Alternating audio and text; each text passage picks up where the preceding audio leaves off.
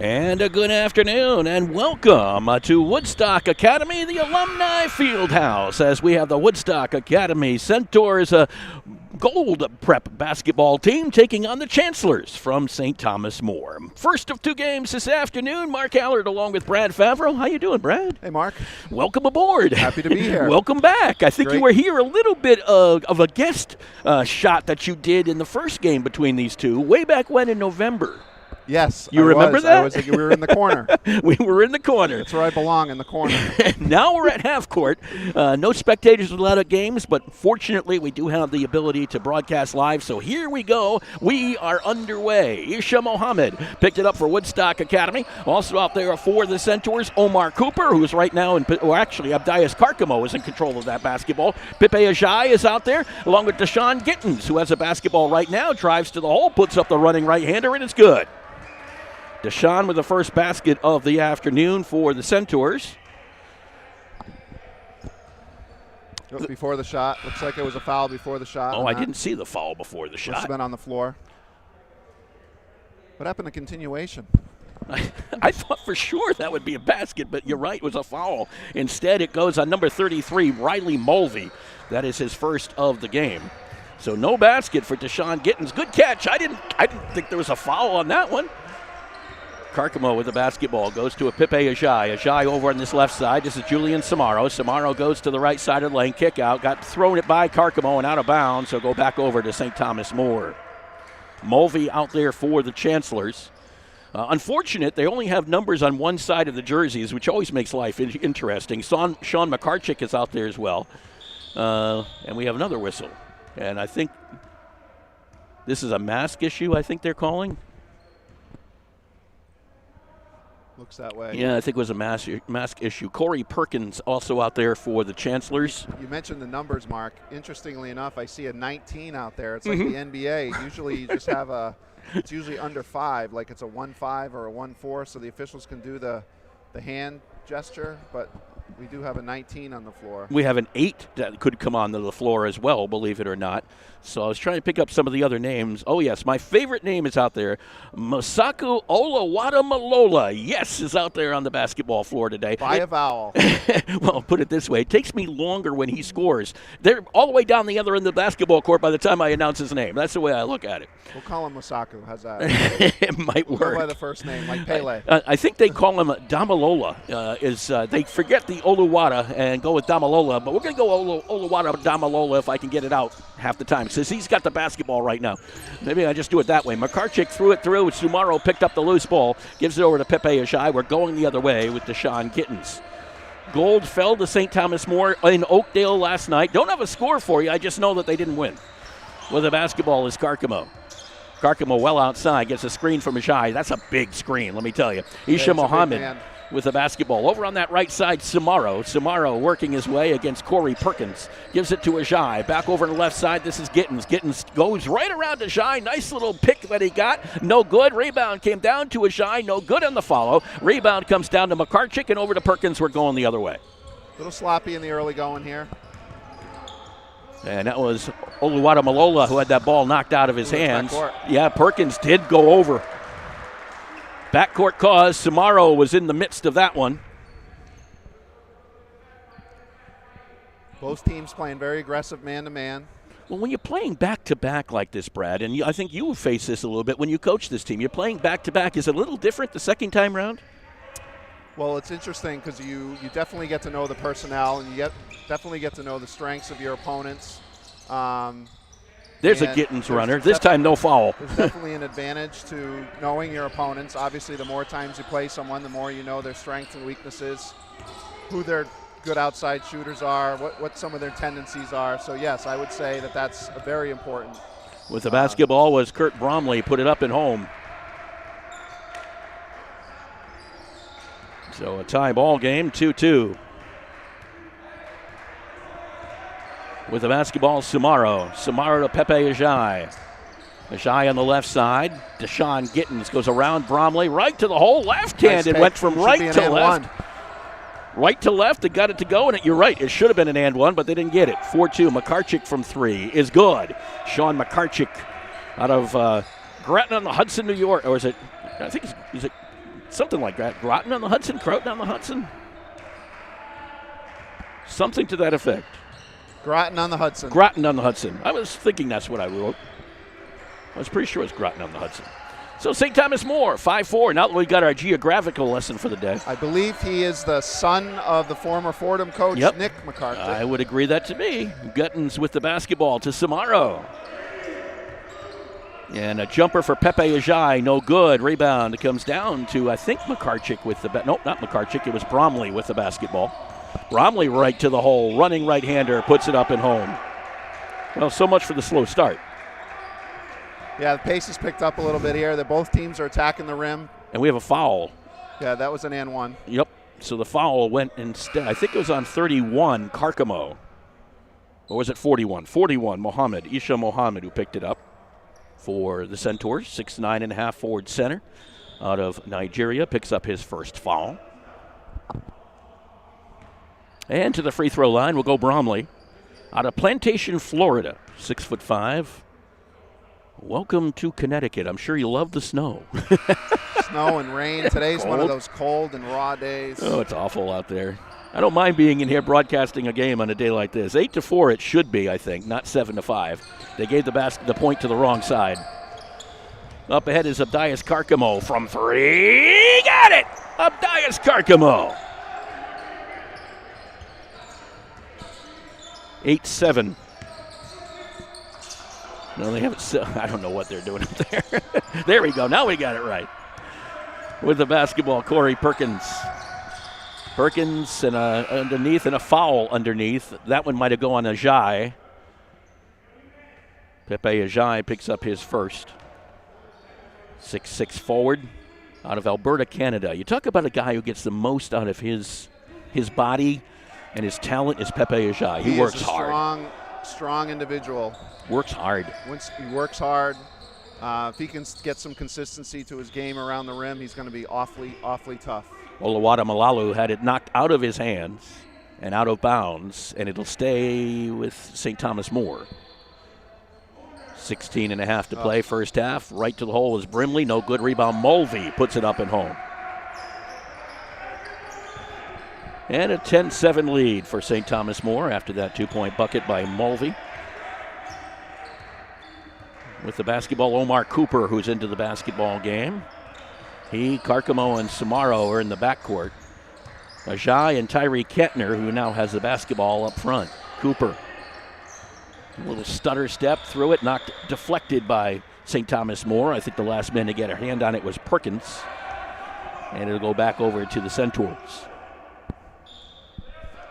Woodstock Academy Blue will take on the Chancellors in the second game today at 5. We'll have that one for you as well. This is Carcamo with that right-hand dribble, partially blocked, but still got it to go. Even with a hand on the basketball, he had enough strength to put that one up and home. Is this a mask break or a timeout? Looks like a timeout. Full timeout called by I think it was the Chancellors, but don't quote me on that. We've got 15:47 to go here in the first half with the score 10-9 in favor of St. Thomas More. When it comes to financial planning, one size fits all isn't a fit at all. Ask the O'Brien Group, a financial advisory practice of Ameriprise Financial Services, about the exclusive Confident Retirement Approach. It's a personalized, flexible, step-by-step approach towards financial balance, so you can feel confident about the future as well as your wants and needs of today. With the Confident Retirement Approach and a one-on-one relationship with an advisor, the O'Brien Group will help you live life and save for tomorrow in a way that's right for you. It's what financial balance is all about.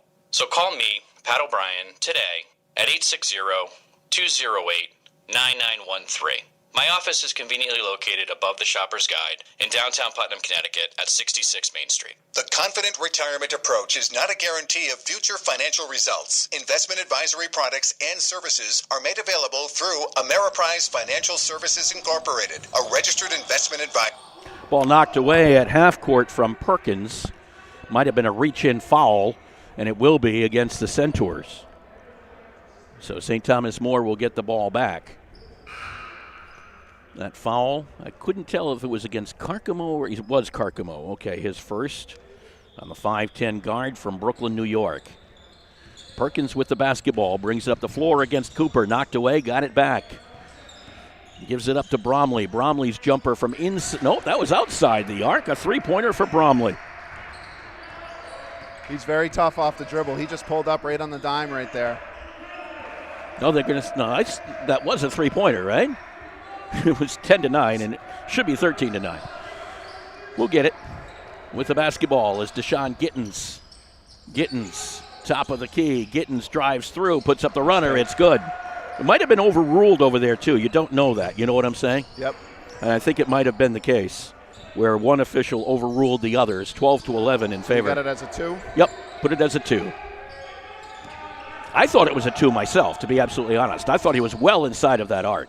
Jumper is up and no good for Perkins, goes out of bounds, and he'll go back to Centaur's way. I think sometimes even these officials get a little confused by the lines.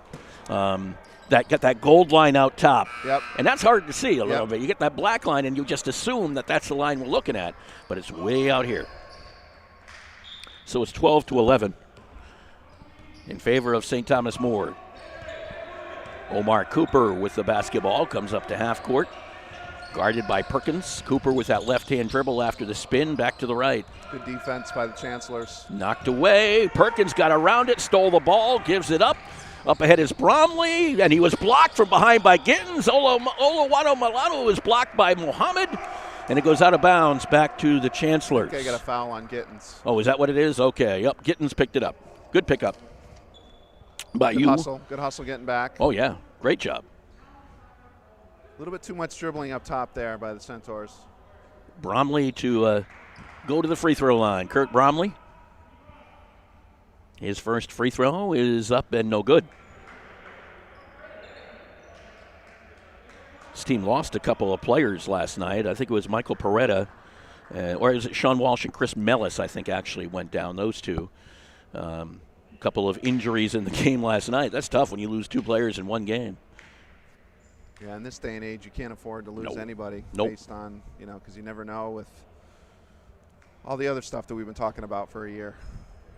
And I don't know what the chat is going on over on the sideline between Jerry Quinn, Jacques Rivera, and the officials. I think he might want a goaltending call. I don't know.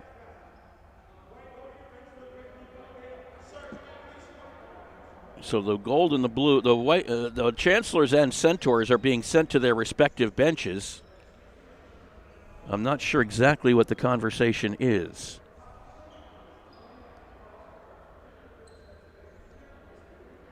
It's serious enough.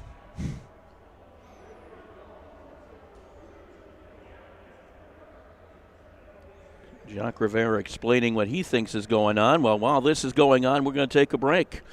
We have 14:27 to go. First half, it's 12-11. Chancellors. This Lenten season, give up that so-called fish in your freezer. Instead, come to Grill 37 and enjoy fresh, hand-battered fish and chips. Join us every Friday evening from 4 to 6 from February 19th through the month of March for our Friday Fish and Chip Special. For only $12.99, you'll enjoy an amazing plate of wild-caught cod with fries, homemade coleslaw, and tartar sauce. Reserve your table today by calling Grill 37 at 860-315-5640 or enjoy at home by ordering to go. Check us out at grill37.com. And welcome back to Woodstock Academy, the Alumni Fieldhouse. Trying to straighten some things out over there on the sideline with the officials. We got to move courtside. We got to move right to mid-court so we can hear all the action. So we know what's going on. We're like in the twilight zone over here. We remember prior to the pandemic, when everything was normal, we would be where Trent Peters is sitting right now, over on that sideline, and that would give us a pretty good idea, sometimes too much of an idea, of what was going on during the game. But, over here, you're kind of lost at times. I mean, the fouls, you're sometimes you're obstructed by players, you can't see them, and, you do your best on this side of the floor, and you don't really hear what's going on in the banter between coaches and officials. So one more free throw here for Bromley, who missed his first before everything changed. Bromley's free throw is up, and he misses his second. Mohammed could not get the rebound. Rebound come down to Oluwato Malola. His jumper is actually by Mulvey. That was deep, right? Three. I think it was number 33. 15-11. He was there at 19. I'm not sure who was. I'm trying to pick up his back because you don't have the numbers on the front. Unfortunate. Samaro to Mohammed inside. Mohammed turnaround. It was Makarchik, number 19 on the basket. Mohammed on this basket. So it was Sean Makarchik on the three-pointer. And Isha Mohammed gets the two-pointer here, makes it a 15-13 game in favor of St. Thomas More. Perkins. This is tough. I've got to remember faces, not numbers. Jumper is up and no good on the three. Rebound out of bounds off of Mulvey, maybe? No. Off the St. Centaurs. Thomas More very, very active on the boards. Woodstock not doing a great job of blocking out. Well, there's also been a lot of long rebounds. I don't know if you've noted. They've been popping out a long way out. Here's a three-pointer that's up and good. I do believe that was Olawada Malola. And indeed it was. So a three-pointer again, 18-13 lead for the Chancellors. Dashawn Gittins inside Isha Mohammed, trying to move down to the low post and backing in on Makarchik. Little baby hook that comes down. 18-15. Bromley. Samaro came out to help on him. Mulvey way outside. Over in that corner again, and another three-pointer by Olawada Malola.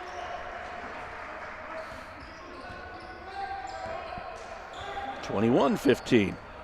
His name kind of flows off your tongue after a while, as long as you get into the rhythm of it. Cooper with the basketball. Over to Kentner. Kentner goes into the lane, fights his way in, and a foul. He did travel. Yep. Too bad. That's Kentner's another one who can use that body of his to his advantage. The unfortunate side is he sometimes takes a few extra steps. Guy Ragland into the game. Teammates affectionately call him Huss. Huss, huh? He is a big man. Is that almost like like Hoss? Remember the old show Bonanza? Yep. This is Mulvey. He's awfully tough on the block. Ragland to Olawada Malola against Cooper. Looked inside, tosses it outside to Bromley. Back around outside, Perkins. Goes back to the logo. Perkins dribbles around at the elbow, gives it back out to Ragland. Ragland over to Bromley. Bromley baseline look, puts it up, short, partially blocked. Comes down to Samaro. Samaro from behind. Mulvey almost got a piece of it, did not, but Samaro cannot get it to fall. And the rebound comes all the way out to Perkins. Right side is Bromley. Over on the baseline, that was Ragland. This is Olawada Malola driving in and again blocked, and this time a foul. Might be on Cooper, is my guess. Way out top. Yep, 33, I do believe. And that'd be Omar's first. Omar, the 5'11 guard, out of Atlanta. And to the free throw line is Olawada Malola. First one is no good. He comes from Yokohama, actually not Yokohama, but Saitama, Japan. There is a player from Yokohama. Haven't seen him yet.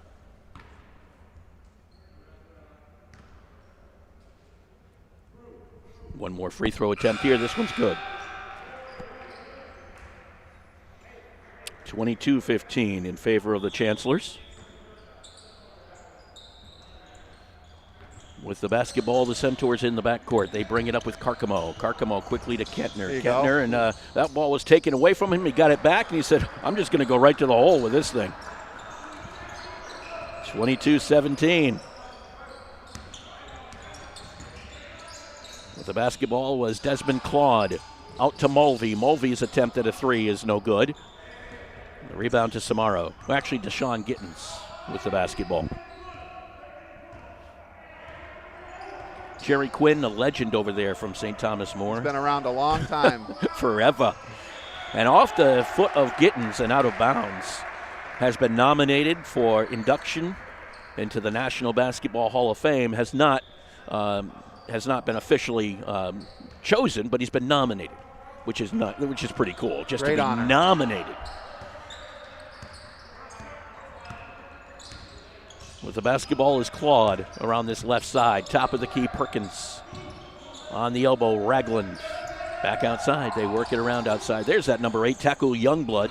Good hustle. Ragland going to the floor along with Ajay, and we have a jump ball, I think, yes, and it'll go back Great over hustle. to the Good Chancellors. to see guys getting on the floor. Yep, big guys getting on the floor. I did feel a little bit of a shake over there. Yeah, there was a little bit of a tremor. Seismograph was going off in Hartford when Ragland and Ajay went to the floor. I think that's where the state seismograph is. It could be in Moodus with the little noises. How do I know? Yeah, the little noises. That was a big noise. That was a big noise. Oh, boy, 22-17 in favor of the Chancellors. Tosses it in, gets it into Ragland once again, tosses it back out to Mulvey. Pretty big lineup out there right now for St. Tommy Moore. Perkins with the basketball, runs it in, no good. Rebound comes down to Deshaun Gittens. Gittens up ahead quickly. Carcamo trying to get some steps outside the arc and hits a three. Second three-pointer of the game for Abdias. 22-20, back to a two-point game in favor of the Chancellors. A little shifting of the feet by Claude as he goes to the lane. Little touch with the right hand. 24-20. Carcamo bringing it down the floor against Youngblood, and a foul, I think, on Youngblood. That'd be the first. Remember I mentioned a player was from Yokohama, Japan? That's the man, Taku Youngblood. But whenever the officials put their hands up, and I think what they do is usually go 5 and then 3, and you have to add it up. Right. But I remember in the first time we've done this, it was like 35. There's only 35 on the floor. No, it's 8. Gittens at the elbow jumper. No good. Rebound comes down to Claude, way outside. See what I mean by those long rebounds that have been coming out of there? Claude dishes it back outside. They get it over to Youngblood from three-point land and misses backside rim. Rebound to Jai, strongly to the board. And Gittens will bring it down the floor as we come over under the halfway mark of this first half. Gittens gives that one up to Carcamo, back to Gittens. Tosses it cross court. Actually, Carcamo's on this side of the floor. Over to Ajay. Ajay working the post. Turns around, little turnaround will not fall, and rebound goes out of bounds. Colin O'Toole could not get it for St. Thomas More, but they're going to say Ajay was the last player to touch it. He did everything but make the hoop. He had great footwork around the basket, great move, good spin move, just couldn't finish. Johan Niemi into the basketball game along with Kwesi Henry. And Henry's actually going out now in favor of Peter Bergeron. So Henry was the player who I thought was Carcamo on the far side. This is O'Toole. O'Toole versus Bergeron, 2 versus 2. And O'Toole got a real big screen and buries the jumper from the outside. Bergeron got basically leveled by the screen. Yeah, that was a great screen and roll. 26-20. Carcamo right around that half-court line and dangerously close to it. And that might have been a trap. Oh, no, this could be a foul. Foul going on Youngblood.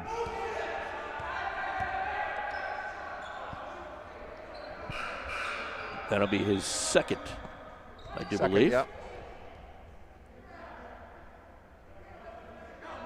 And Woodstock Academy basketball. Third on the Chancellors as a team. Carcamo with the basketball, brings it through the logo, well, trying to anyway. He's met by Perkins, who's just a really tough defensive player. Samaro with the basketball. Out to Bergeron, guarded by O'Toole. Gives it up. This is Carcamo, back to Bergeron. Bergeron steps around, goes around O'Toole. Running air is no good. Rebound comes down to Andre Snoddy, who's into the game. Back to Colin O'Toole.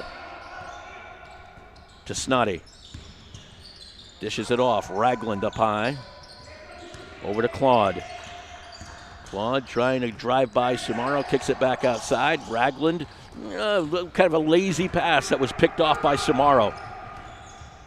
I guess off balance, probably a word better than lazy. There's a three-pointer by Samaro that will not fall. Ajay took the rebound but lost it. Ball comes loose. Ajay dives on the floor again. Throws it back out. Great effort by Pepe Ajay. He's working hard in there. Woo! Gotta like it when the big guy goes to the floor, able to get it out of there without getting called for a travel. Samaro Nice goes pass. around O'Toole to Ajay, who gets the 2. He deserved that basket.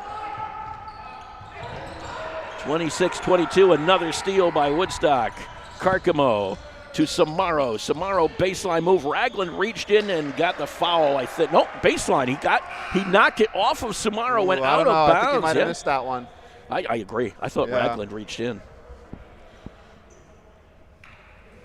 Because Ragland, as Samaro was going by, Ragland reached around him, and Looked normally like it hit him in the foot as he was out of bounds. I think he might have missed that one, but I'm not gonna criticize. You're not going to be Greg Smith. My best Tommy Heinsohn here. Just be the homer. Colin, you want me to be Johnny Mouse? I'm sorry. I think it was something to that effect, if I remember. Now that's a Woodstock ball. Yeah, that's O'Toole watching it go out of bounds. That would have been hard to call anything but that one. 6:59 to go. Do you remember Johnny Most's gravelly voice? Oh yeah. I used to be able to do it pretty well, but I haven't heard him in so long that it's for obvious reasons. You want Bless to talk his about soul. a homer? Holy Yeah, cow. he was great. The Celtics never committed a foul. Never lost a game. Samaro with the basketball. The man was a great one, let me tell you. Samaro bounce pass to Deshaun Gittins. Omar Cooper over on that right wing. A little bit of battle between those two. Gittins tries to go around Ragland. Ragland stayed with him and kind of altered the shot just enough. Back comes Snotty, his runner, little touch that won't fall, and rebound is Cooper. Samaro went down on the play. Getting a little physical out there as well. Physical, yep. Both teams playing hard. 6:20 left here in the first half. Fast-moving first half. This is Omar Cooper against Oluwatu Malola. Back outside to Bergeron. Gittins as they work it around the perimeter. Samaro drives that right side lane, ran into a blockage, kicks it back out. This is Cooper from the elbow, kicks it to Samaro. Samaro again against Ragland, and again that shot was altered.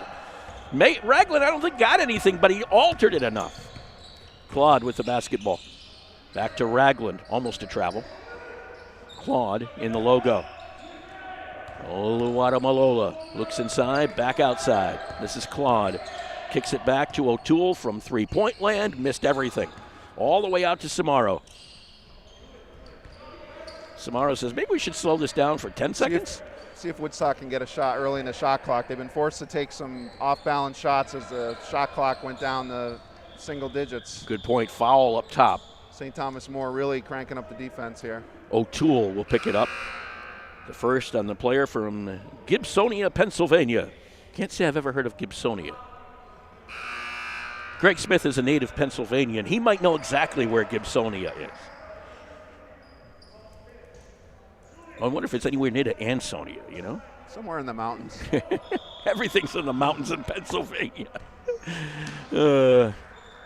I've been through Pennsylvania one year. Yeah. Took me that long. Took you that long. Deshaun Gittins to Cooper. Back to Gittins. Thought about the three. Yeah, and now he he walked. stutter-stepped it. Yep. That's what you call a little indecision. I want to take this. I really Yeah, he want wanted to take to take this. it to the hole, but his feet got out ahead of him. Yep. He had the right idea. He wanted to go against the big guy and kind of, get him off balance and got himself off balance in the process. 4-point lead for the Chancellors. This is Perkins.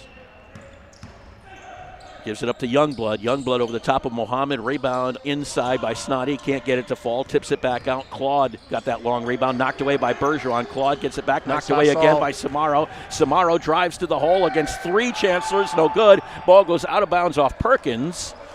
The Centaurs say it's ours. And the officials, I think, agree.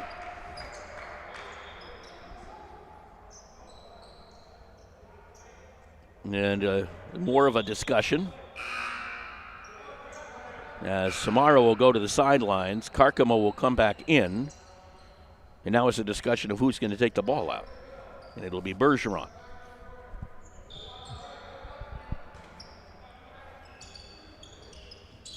Bergeron gets it into Carcamo. Cross court, Deshaun Gittins. Over to Cooper, down low in the box. Mohammed, ball was knocked away from behind, but he got it back, put it back up. There. No good, out of bounds. should be off of Snoddy and back over to Woodstock Academy. Yeah, there was a ton of contact underneath. But then again, I think there's been contact throughout this game everywhere.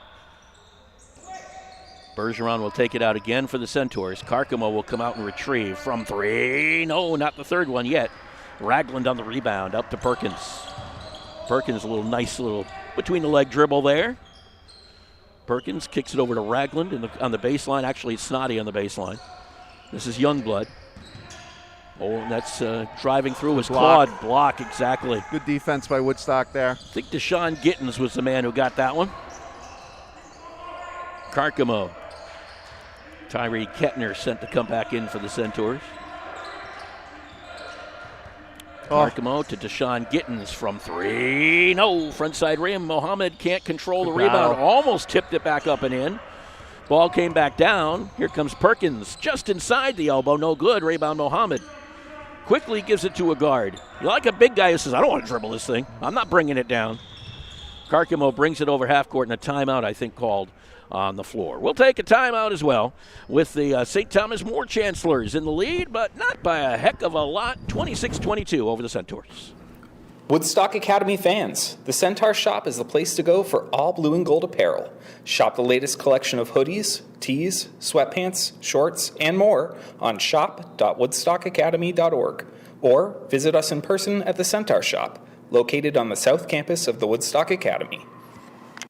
3:42 left to go here in this first half of play. Game 1 of 2. Woodstock Academy blue to take on the Chancellors varsity team after this.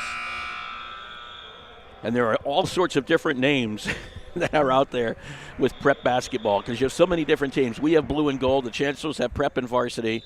I've seen elite and prep, A and B, black and red if you have different colors. Yeah. You name the color and everything else, and you try to figure out. Aardvarks and armadillos. Could be. You try to figure out which is the better team. It kind of becomes a question mark after a while. And in some cases, there may not be a better team, I guess. And in this odd year that we are, with no national championship tournament or anything like that, who knows? Mohammed's runner is no good. Rebound comes getting down some to the good looks down there. He is. He's got some opportunities. Snoddy tried to get it into the middle. Finds Ragland for the basket. And a 6-point lead for the Chancellors again. By the way, that's the first basket in 4 minutes for anybody. Yeah, I was going to say, it's been a while. And it was a little bit of a drought on both sides. Carcamo. Whoa, that should be a foul on Youngblood if I ever saw one. I think that's his third. It is. Carcamo just got a forearm shiver by Youngblood. So that'll be the third. Coach Quinn wants a push-off over there. I don't think the refs are listening. I didn't think it was. I mean, with two hands, you come up like that. I mean, it's pretty obvious. Both teams are playing very physical. They're getting after it. Kwesi Henry back into the ball game for the Centaurs. Youngblood staying out there. And a foul that might be, is it on Kentner up top, they're going to say, a moving screen? Well, I don't know if I like that call. That's the only thing I can think. It was some form of moving screen or something because of the fact it was called well out on top. First one on Tyree, fifth one on the team. And St. Thomas More with the basketball in under 3 minutes to play in the first half. Snoddy trying to go against Gittins. Nice spin move and a foul on Gittins underneath, I think. Nope. It was 31, Carcamo, who was going to pick that one up. That would be his second. At least that was a call from out here. Now, he gave it, I don't know if he gave it to the other official who gave it to the board. We'll figure that one out because I think it was Carcamo who was called for it. Although I thought it was Gittins, but it is Gittins. Yep. Second on him. So seventh on the team to the free throw line. Andre Snoddy from Melville, New York. Tough flow going here. A lot of whistles lately. A lot of missed baskets. No real flow to this game. No. Early on, it seemed like there was, but we've hit about a 10-minute stretch here where there's been no flow. Yeah, it's been kind of ugly. Missing both. Rebound Kentner. And I think the physicality has kind of taken away some of the finesse, if that makes sense. No doubt. gotten into the heads of both. Carcamo right in the logo. Carcamo confronted by Perkins, actually by Youngblood. Youngblood almost he's got 3 fouls. Look how tight he's playing D. Carcamo puts it up, and we may have another foul. That might be Youngblood again. It was. That's number 4. Jerry Quinn, I guess he's sticking with him. Yeah, he's the heck with it. Yeah, you want to you play yourself out of it, buddy. Yeah, that's a veteran coach's move right there. Carcamo misses the first free throw.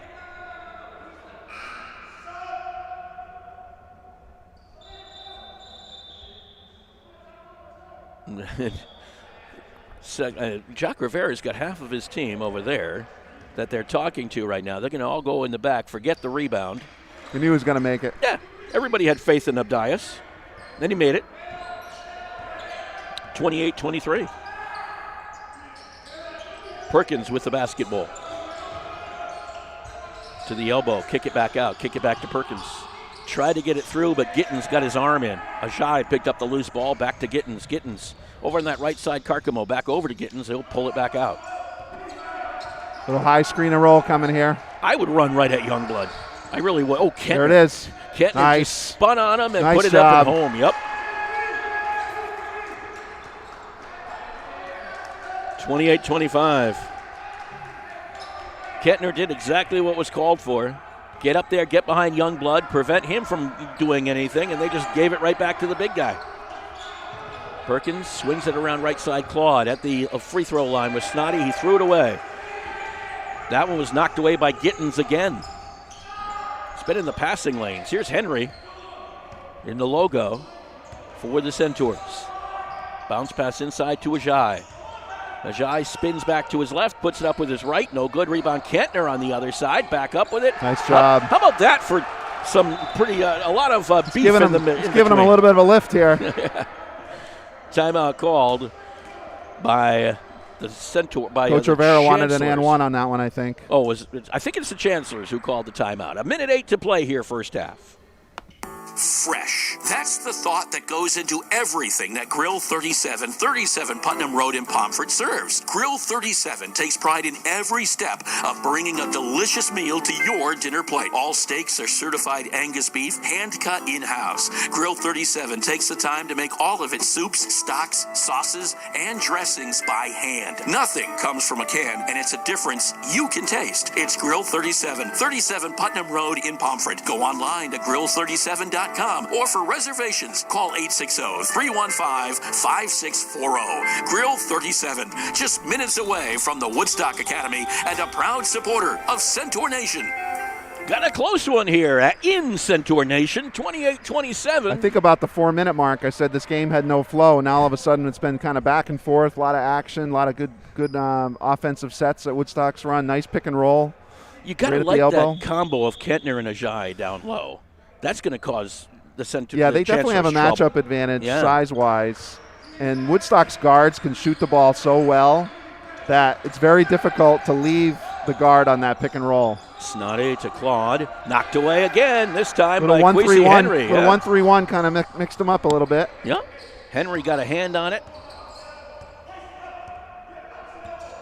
With the basketball is Carcamo, working his way against Perkins. Deshaun Gittins flashes across the top and takes the basketball off of Ragland, I think, and out of bounds. So go back over to the Centaurs. Snoddy will take a seat. And another timeout called. Well, Youngblood is actually on the sideline now. That's I guess that's at least a help for the young man who's got 4 fouls. I don't think I've seen that in a while with the coach just sticking with it. I mean, I'm not questioning it. I'm just saying it's usually when someone picks up number 2 or number 3, it's like, okay, to the bench. But nope, we're going to let you play through it. I think, in this case, because you have more bodies, you have that ability. In high school, you may not do that. Right. But you got to remember, Youngblood was not a starter. Well, and based on the situation of the season, you kind of want kids to play through stuff because there's no national championship, there's no conference tournament, so you want to see players play through it and play with a little adversity. See how a player can play with foul trouble, whether they play a little bit smarter. Sometimes the matchups change. So, it's a good teaching moment. I think so. And I think you bring up a very good point about the fact that there is really not, outside of playing to play and getting better, there's nothing really, as far as a goal Well, you're is playing for concerned. pride. You're Yeah, playing for pride. You're playing an in-state team that, you've played a couple of times. You know your opponent. So You there start may to be generate a little bit of a rivalry. rivalry. And it's kind of nice that we're playing a team very close to us. Oh, it's great. And in fact, we're playing all teams very close to us as far as being in the state of Connecticut. Because you've got to remember, this is the first time this year that we've been playing St. Thomas More. Hadn't done so before. Ajay inside to Kentner. Kentner puts it up and home, and a lead for the Centaurs.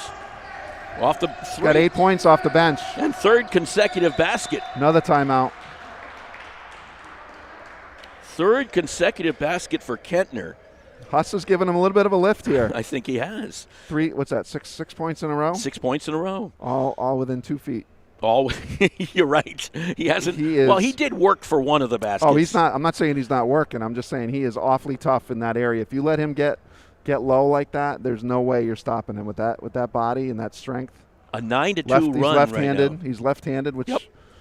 a lot of people don't notice. A 9-2 run right now for the Centaurs. So they've really done some really good work over the last couple of minutes, because it was 26-20. And actually, when you look at it, how few points were scored in the last 8 minutes and 50 seconds is when it was 26-20 in favor of the Chancellors. Well, and it's all started on the defensive end. They got a couple of turnovers. It's been one shot and done. And Woodstock's attacking the hoop very nice. So that's a great formula for making a run. And one interesting thing today, even though we've seen a few, we've certainly seen very much less, I guess, in the way of three-pointers than you normally see in a prep game. Yeah, St. Thomas More hit a couple in transition early, and Woodstock's really tightened it up outside the arc. Perkins, they're playing a 2-3 zone right here. Perkins' jumper from three will not fall. Hits off the top of the backboard as Should the be no clock hoop. comes to an end. And ends the first half of play here at the Alumni Fieldhouse. So what was a relatively, what was the biggest lead for the Chancellors here? I think it was 6. 7. 7, okay. They had a 22-15 lead at one point, but that was the biggest difference. Now we're back to a 1-point game. Centaurs on top, and we'll be back with more in just a moment. We saved you a seat. The Woodstock Academy has received a generous gift to replace the seats in our new Center for the Arts on South Campus. We're now selling individual seats to raise money for additional improvements throughout the center, and funds from purchased seats will go directly to this effort. Seats are $200 each and can be purchased in groups, making them a nice option for a family or as gifts.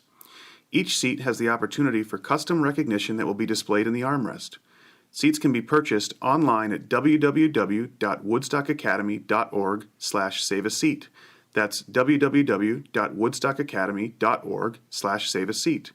Each gift is tax deductible, and seats can be dedicated as an individual, couple, or family, for your children, grandchildren, or parents, in memory of a loved one, with the name of your business, organization, or community group, or one of many other options. If you have questions, please contact me, John Sturdivant, at 860-928-6575, extension 1211. Well, if I'm seeing things correctly, we only have a 5-minute halftime.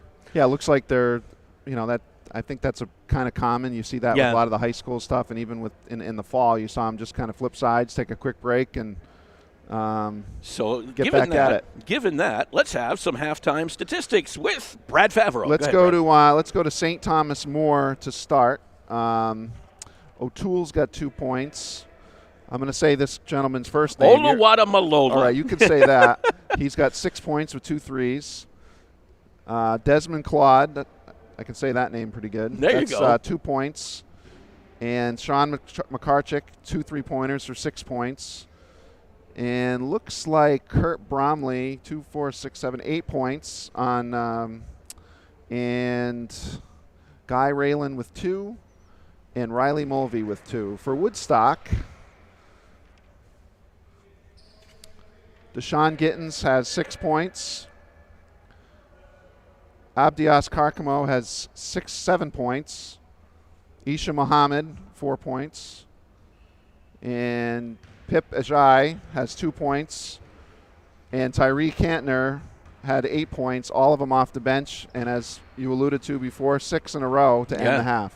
Kind of a nice little run for Tyree Kettner, no question about that. Yeah, he's definitely a player that can set the pace. I remember the game that I coached Gold a couple of weeks ago. He set the pace, set the tone early with a couple of baskets down on the block, kind of established that middle, opened things up for the guards on the outside. Late in the game, we were able to hit some threes.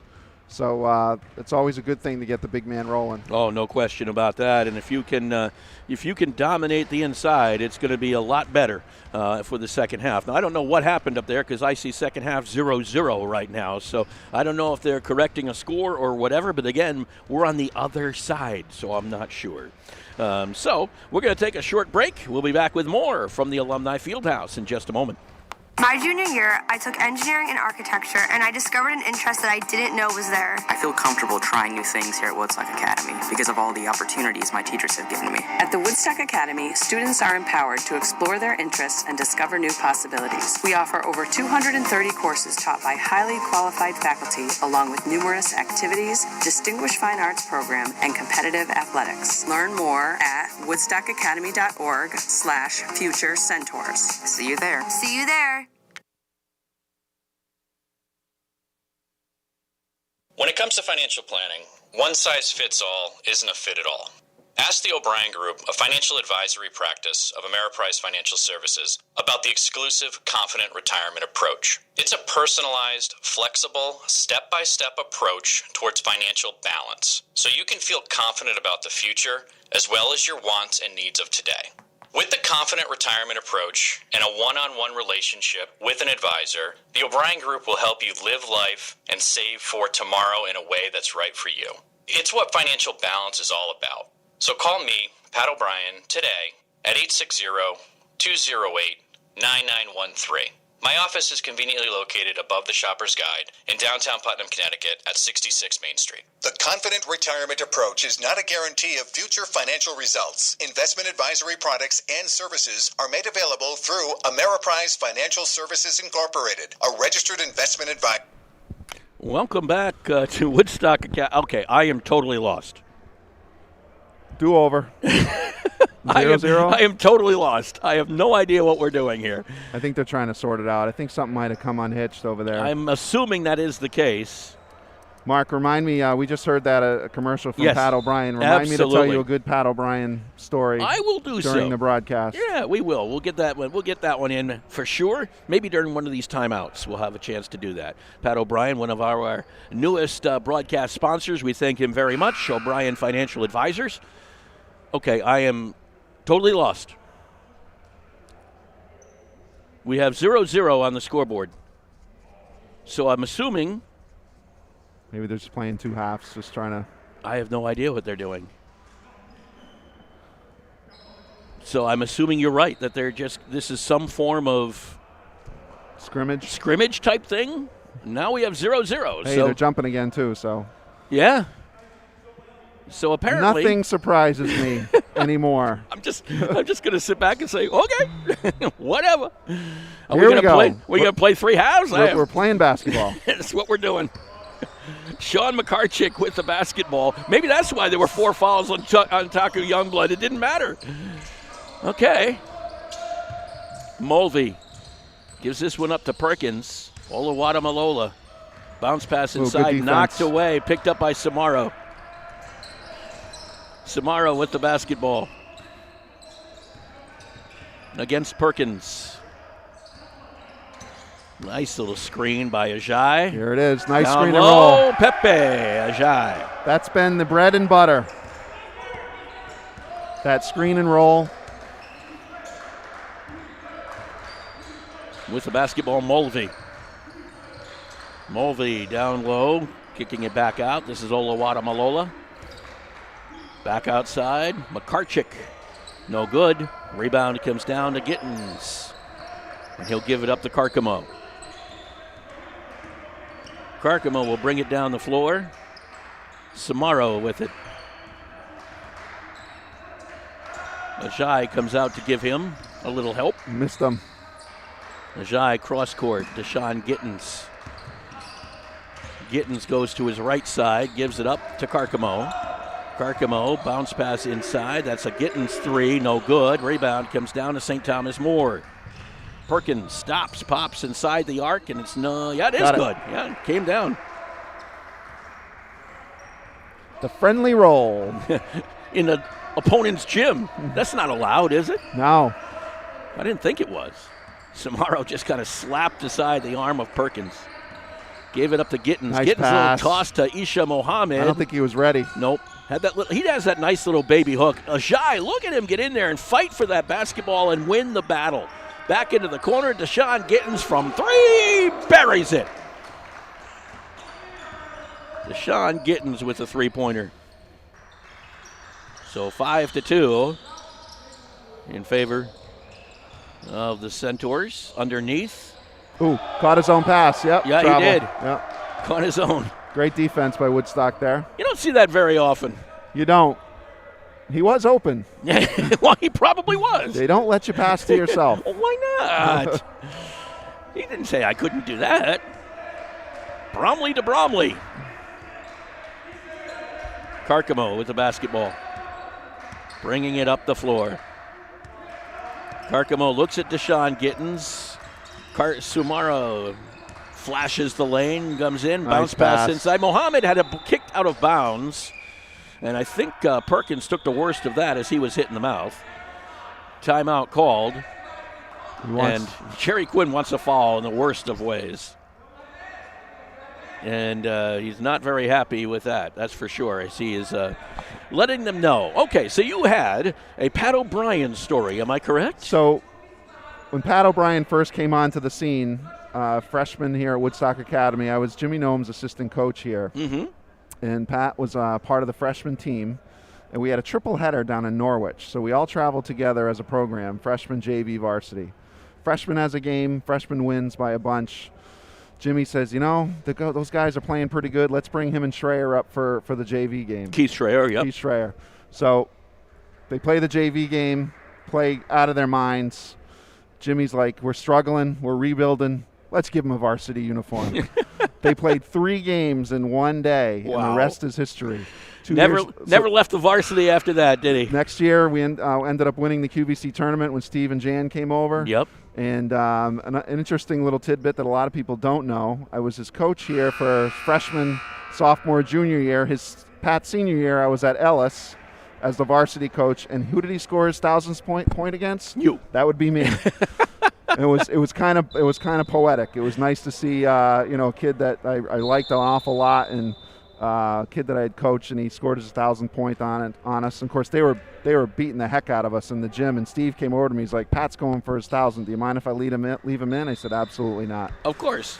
I mean, especially if you know the kid, and in most cases, coaches will allow that anyway. I mean, if a kid's going for something, let him do it. Yeah, it was good gamesmanship on Steve's part. But anyway, Pat O'Brien, great guy, great alum here, very supportive of all that we do here at Woodstock Academy. Absolutely. But I thought you'd like that story. I would, yes, because that's kind of cool. Those are the things you don't know about. Yeah. Even though I was writing and broadcasting at the time, you don't see everything. I mean, that was some almost 30 years ago it now. Was. It's hard to believe. I know. Ajay inside. It's worse because I remember everybody you talked about. 7-2 in favor of the Centaurs in this whatever part of basketball. Mulvey misses the shot. Ajay on the rebound. So needless to say, we didn't know about this game plan, so we're just kind of going with the flow. Yep. Whatever we're doing is what we're doing. We're playing basketball. That's all I know, so we'll continue to do it. Sometimes from a coaching standpoint, when you do something like this, you're able to break things down a little bit more and maybe see different rotations. And like we said, it doesn't matter. They're playing each other a bunch of times, so... Yeah. Why? It's almost. You're right. Ooh. Oof. With the basketball, Gittins. That was catching his own pass, by the way. I think it was deflected by St. Thomas More. We almost had 2 caught passes in the same game. 9-2 in favor of Woodstock Academy. We're making rules as we go along. Ola Wadamalola with the basketball. It's a world of COVID. That's what we do. It's true. 3-second violation. Like I said, nothing surprises me anymore. Same here. I mean, I never know what's going to – I mean, I just kind of come to the work and say, okay, what am I doing today? Let's just do whatever it is you want me to do because I'm assuming that's what we're going to do. So here we are with 16-16 to go. Looks like Cooper and Kentner back in the game here. And a 9-2 lead for the Centaurs. Underneath is Bromley, and he will get kind of tied up, and Samaro battling, and he's rolling along the floor, and as he did, he finally got called for the travel. Yeah, once you bring that ball down, it's over. You can't roll. There's a pick and roll. There's not a roll with a basketball. Right.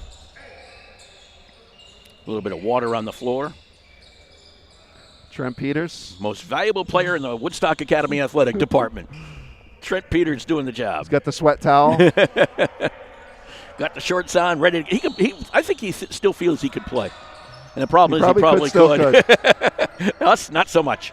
He kind of reminded me of just now, when you watch a tennis match on TV and the guy runs across and gets the ball. Yeah. That Trent had a little bit of speed like that. He had a little hop. Shai gives it to Deshaun Gittens. Jumper, no good. Rebound off the fingertips of Kettner. Back out to Cooper. Lost the control of the basketball. Got it back in the corner. Cooper will pull it back outside. Jumper from the elbow is no good, and a foul underneath. Looks like a push-off on Kettner. On Huss. Yep.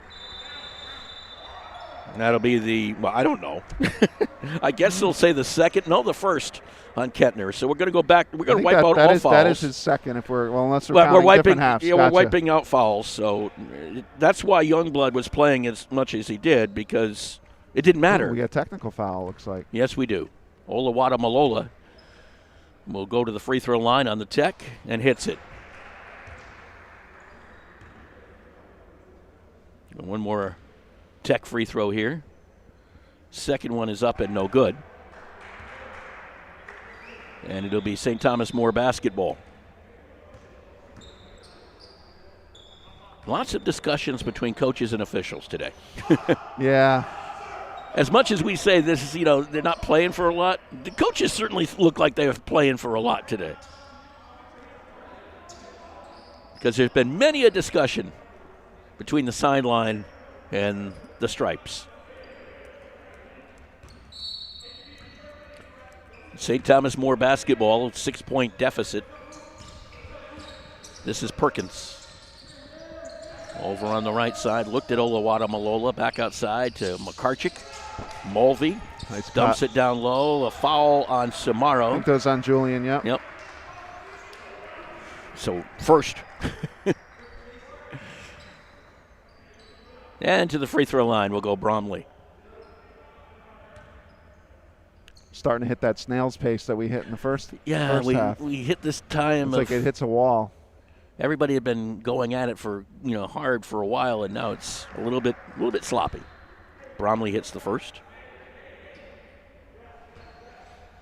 We'll be back with you again on Monday night, as well as the Woodstock Academy Centaurs. The boys basketball team take on the Putnam Clippers. Not a game you see every year. No, back in the day, Woodstock-Putnam was the biggest rivalry in the area. Of course, the schools changed and the leagues changed, but fond memories of that rivalry. Oh, my God. Some of the games between the two. We had like 1,100 two. people in this gym. And how many at Putnam, which didn't fit that many? Well, you had to. If you weren't getting there at 3 o'clock for a 7:30 game, you weren't getting in. unless you knew Tony and you're going in the back door. And I did that a few times. Yeah, those are some good, a lot of good rivalries back in the old QVC days between Woodstock and Putnam and Turtle Lot. Oh, yeah. Turtle Lot and Woodstock, Plainfield and Woodstock, Plainfield and Putnam, Griswold and Plainfield. Of course, that's still a rivalry today. Yep. Olawada Malola got called for the foul, and Gittens at the free throw line. Missed the first, I do believe. Hits the second. No, he didn't. He missed them both. Okay. So he misses them both, and the score remains 9-5. 2-3 zone for Woodstock. That seemed to be effective in the first half. Olawada Malola to Perkins from 3 is good. Yep. That'll soften it up a little bit.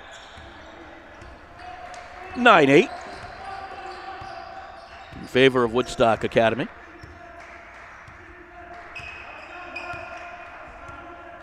Samaro with the basketball to Deshaun Gittens. Over to Pepe Jai. Omar Cooper inside Tyree Kettner on the turn is up and good. He's feeling it today. 11-8. Yeah, Tyree's been pretty effective, hasn't he? Inside, knocked away from Bromley. Picked up by Julian Samaro. Little kick to Deshaun Gittens. Block. Kettner picked up a loose ball. No good. Got it back. Put it down. Timeout called by Jacques Rivera. He's been a monster in there. That was like 2 shots that it was 2 offensive rebounds because it was on the follow that he got it to go. Yep. Timeout called by the Centaurs. Will take a timeout as well. Woodstock Academy up in the second half of or whatever it is. 13-8 and with 14:19 to go. This Lenten season, give up that so-called fish in your freezer. Instead, come to Grill 37 and enjoy fresh, hand-battered fish and chips.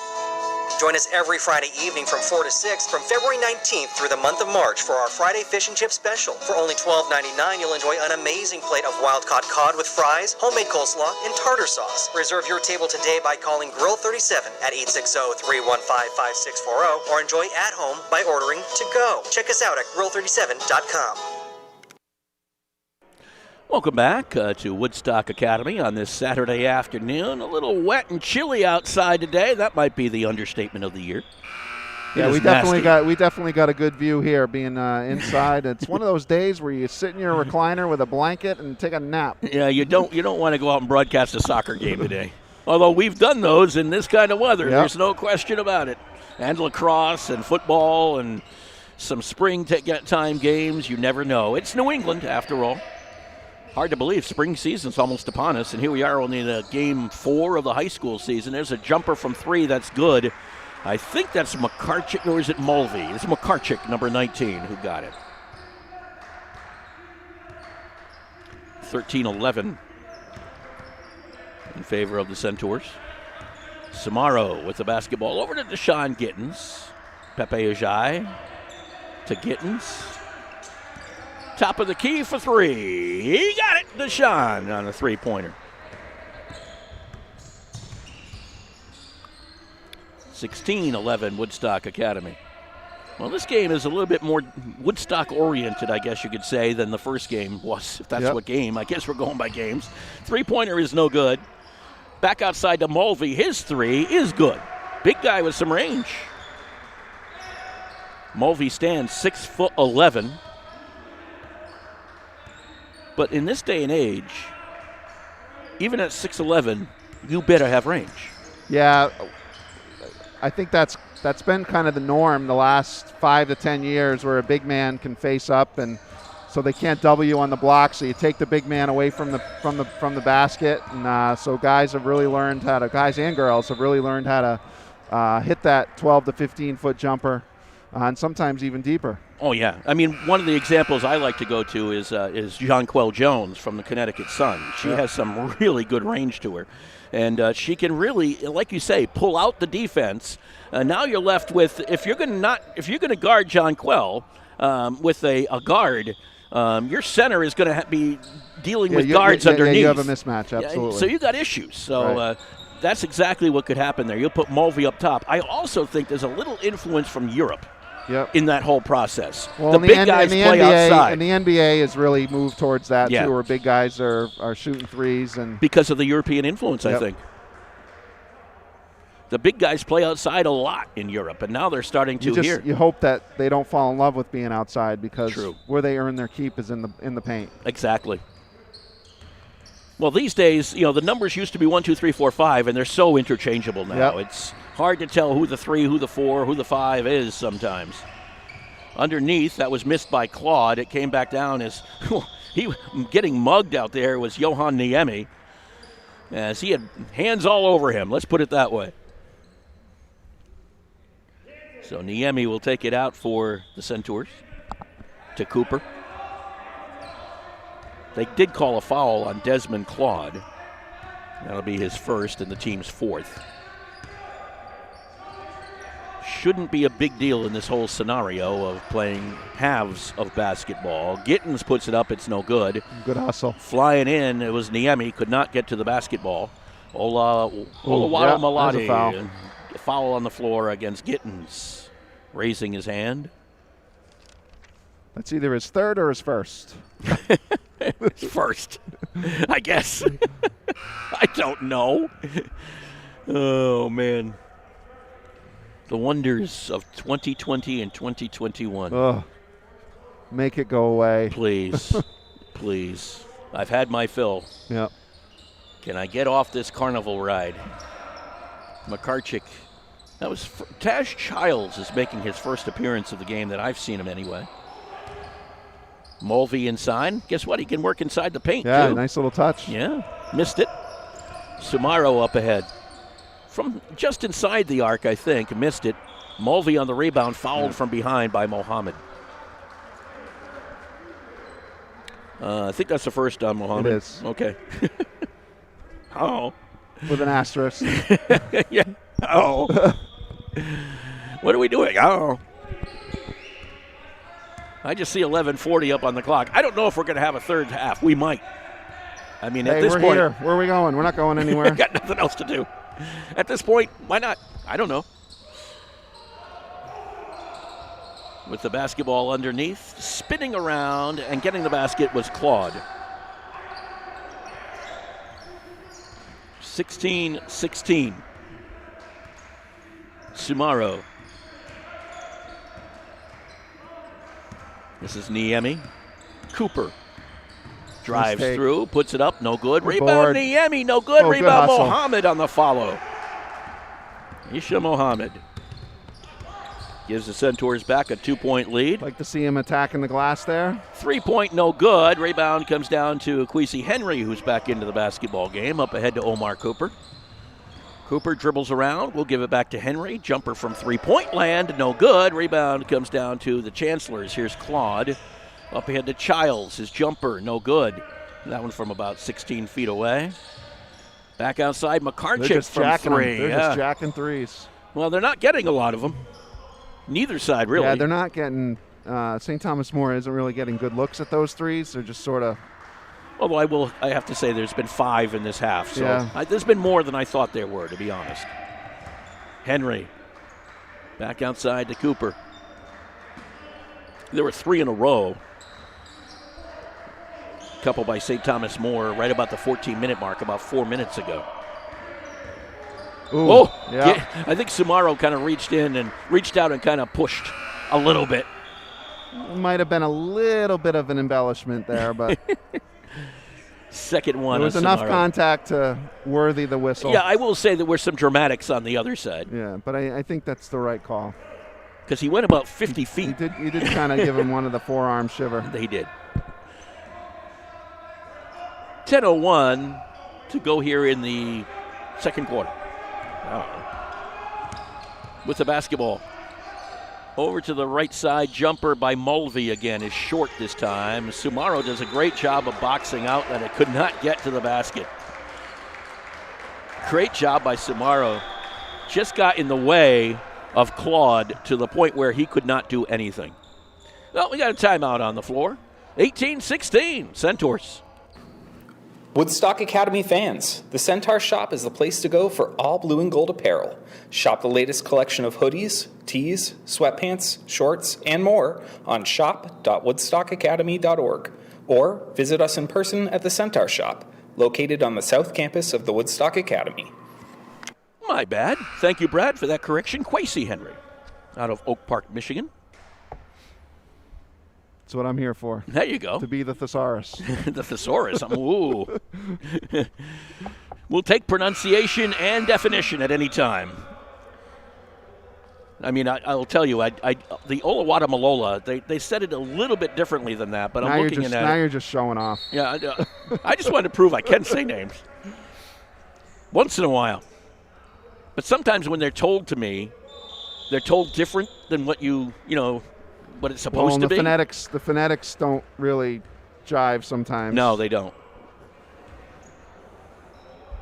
That is true. If you make a mistake on Tom Smith, I'm going to be concerned. Well, then we'd be a little bit in trouble. Tom Smythe. And someone eventually is going to do that, They're going to spell it Smith and say, no, that's Smythe. And, you're like, okay. Yeah. There's a few names like that where you spell like Christine. Yep. How many ways can you spell Christine? About 50. Right. I can tell you that right now. Because I used to be in the newspaper industry, and it was one of those words you never wanted to know. I was hit. They're going to say a backcourt violation. Backcourt, I think he might have got that one wrong. And he might be overruled here. Yeah, he's asking for help here. Yep, might be overruled that was. Yes, that was hit by St. Thomas More, so it should be blue ball. Yep. Just to finish that Christine story, one of my favorite lines to a parent if they called in and said, you spelled my daughter or son's name wrong, and if it was like a Christine or something, I said, no, you spelled it wrong.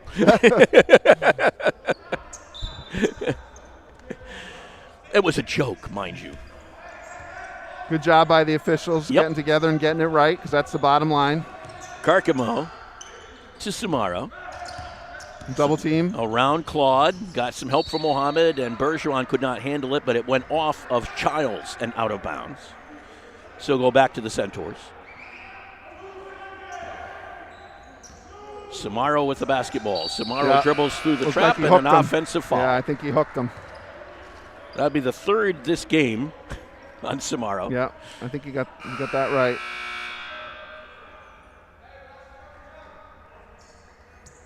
So Mohammed will take a break, and Pepe Ajay will come back in. Cash Childs out of Harlem, New York, with the basketball. To Mulvey. 1-2-1-1, half court. 3-quarter court, rather, 2-2-1. Youngblood without 4 fouls now. Back on the floor. Bergeron taking on Childs. Double. Snoddy. Childs from 3.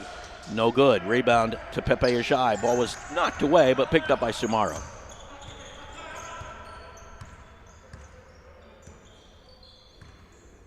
Samaro dribbling around the logo. Niemi out there with him. He wants a screen here. Yeah, directing traffic. A little ISO maybe? 8 on the shot clock. Samaro dribbling around out there. Dumps it down low to Ajay. Back outside to Niemi. Jumper from the free throw line, well short. Not the shot they wanted to develop, I don't think. Yeah. They had a tough time getting into it. It took them a while, and then you're rushing a shot. And Gittins will check back in. Carcamo back in.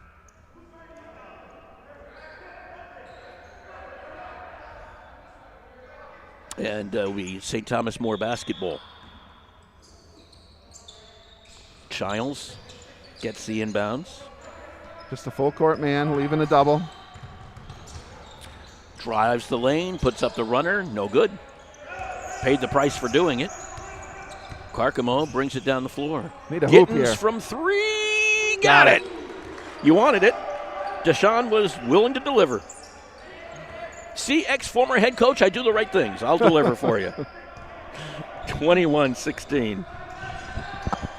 Ex-former guest head coach. Does that sound better? Sounds great. Taking over, you took over while Jacques was adding to his family.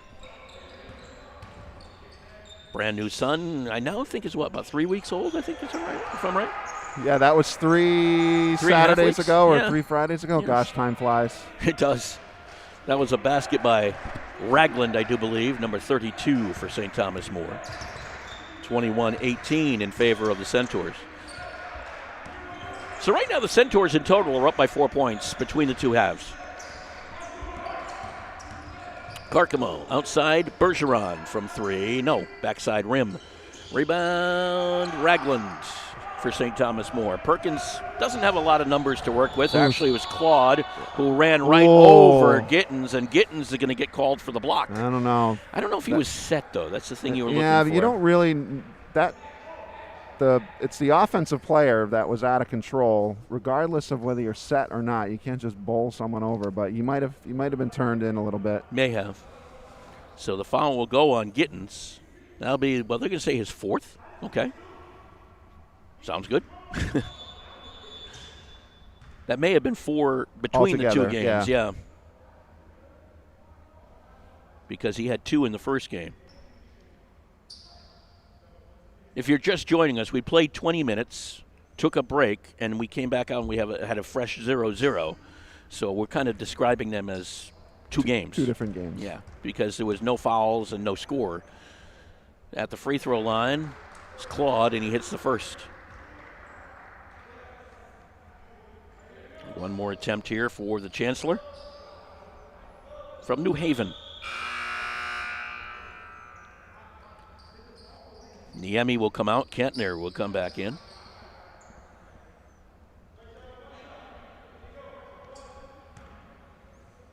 Well, as we've said all season long, plenty of experimentation.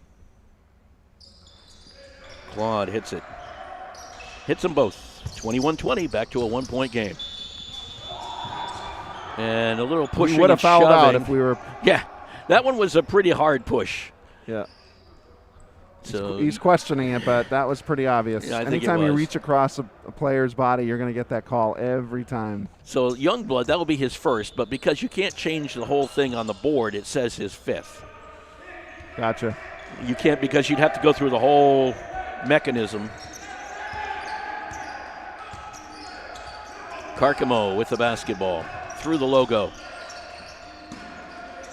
That's why Youngblood's still out on the floor, even though he had those 5 fouls, in case you're looking and seeing on the screen that he had 5 fouls. Late. Gittins, yeah. The foul was a shooting foul, I'm going to guess, as Gittins went in. The foul. That was a late whistle. Yeah. Gittins was sitting down the ground and that looking call up. came from half court too, Yeah. and the guy on the baseline didn't call it, and the guy at a half court calls it. That's not good. Doesn't show a lot of communication between the three. But then again, the officials are having as tough a time with this season as we are. Yeah, So. yeah, they're out of practice too. Well, let's put it this way: there's not a lot of them either. Right. I don't know how it is at this level, but on the high school level, I think there's only like 25 working in the local area. So, it's kind of, you got to try to find them when you can. Yeah, it's like anything else. Like being an official is like being a player. You need reps. Yes. Carcamo's jumper from 3 is good. So Abdias Carcamo makes it a 24-20 game in favor of the Centaurs. Right side, top of the key, Childs to Youngblood left side. Childs over to the right. Driving in and putting up the runner. It is good for Ragland. Nope, it was Snotty who hit it, number 21. Who made that one? Snotty, number 21. 24-22. Favor of the Centaurs. This is Gittins, and a foul again by Youngblood. He might foul out twice before we're done. That was his second in this game. Need another sheet. I got some more. Put tally marks. Ever have 10 fouls in one game? Yep. Gittins to the free throw line. And his first is no good. And because that was the 7th foul on the Chancers, it was just a shooting foul and 1-and-1 opportunity. So it'll be St. Thomas More basketball. Here's Ragland to Childs. Youngblood against Carcamo, driving through, putting up the runner over Ajay. No good, but Ajay gets the rebound. Get it up front. Ah. Cooper taken away by Childs. Quickly the other way. Ragland against Carcamo, ran him over. Offensive That's a charge. foul. Yeah. Bodies flying everywhere. Ran him over, used the elbow. Great step in there. Yep. Carcamo's not a big guy. He looked up at Ragland because Carcamo stands, about 5'10". Ragland's 6'8" from West Hartford, and he's a big 6'8". And Carcamo got the worst of that one, but it's a lonely feeling seeing the feet come at your eyeballs. Never thought of it that way. I was thinking the belly button, but yeah, it's probably true. 5.5 to go in this frame. Maybe that's the way we could look at it. Like What's that? bowling, frames. Yeah. Not sure. So Ajay will take it out for the Centaurs. Ooh, he can't move. No. It's a travel. Yeah, it is. You can't do that. No. COVID has not changed that rule. Someone forgot to tell Pepe that, so he's like, I what? think he thought it was a made basket. Yes, he did. Can't move.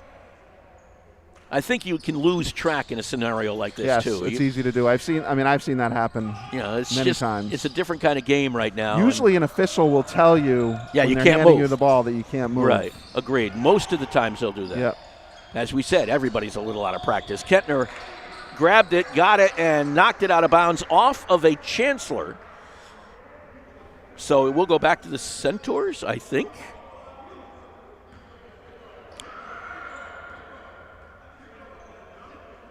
Woodstock Academy basketball. Cooper will take it out.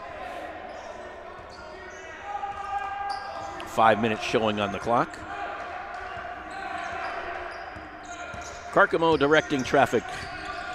Dribbles around up top. Give it up to Deshaun Gittins. Knocked away. Picked up by Youngblood. And Youngblood almost had his pocket picked and did. By He went behind the back with a guy behind him. You can't do that. Deshaun's hurt. Yeah, he's got some troubles coming up the court. The right ankle, I think, and they're going to call a timeout. Hopefully it's the ankle, not the Achilles. He's holding his. It's like his cat is. Ooh, yeah, that's not good. Deshaun is in a lot of pain over there.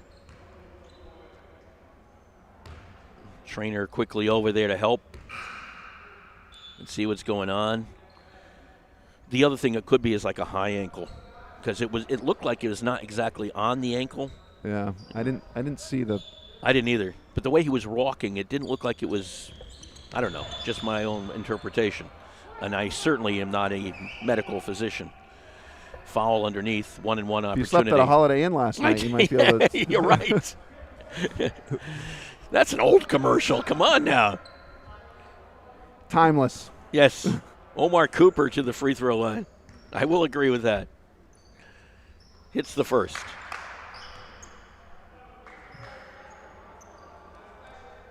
And we'll have one more attempt here for Omar. Second one is up and good. 26-22. This score sounds awful familiar. It's 29-28 in the first frame. Timeout called.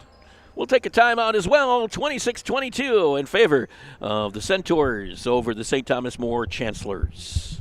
Fresh. That's the thought that goes into everything that Grill 37 serves. Grill 37 takes pride in every step of bringing a delicious meal to your dinner plate. All steaks are certified Angus beef, hand-cut in-house. Grill 37 takes the time to make all of its soups, stocks, sauces, and dressings by hand. Nothing comes from a can, and it's a difference you can taste. It's Grill 37, 37 Putnam Road in Pomfret. For reservations, call 860-315-5640. Welcome back to Woodstock Academy, the Alumni Fieldhouse on this Saturday. We will find out in between games what's going on between the blue teams, the second teams anyway, if we're going to have the same format. We were not made aware of this format in this one. Coming over the timeline was Taj Childs against Omar Cooper. Nice backdoor, good defense. And Pepe Ajay kicked it. Is the ruling. So be ball underneath to the Chancellors.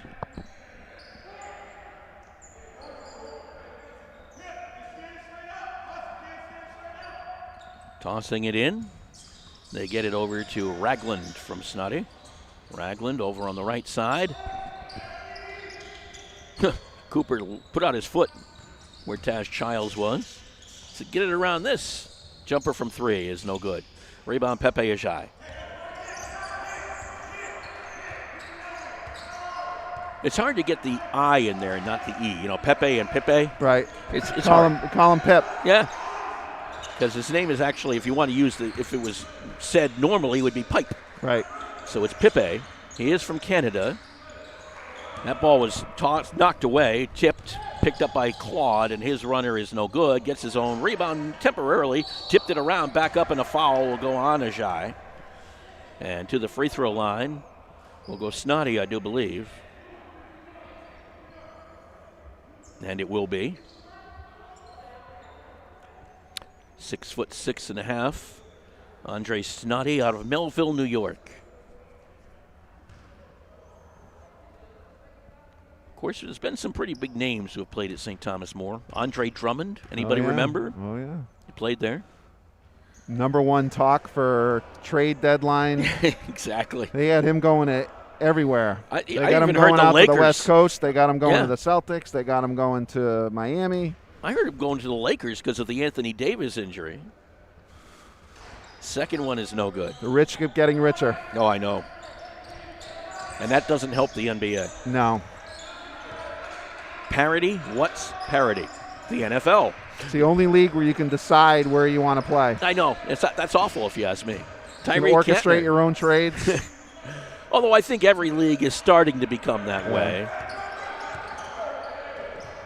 Nice pass. Three-pointer is up, and no. Off the backside of the rim. Kentner could not grab it. Goes out of bounds to where? Back over to the Centaurs, I think. That At looked least like a everybody's rugby pointing. scrum. Yeah.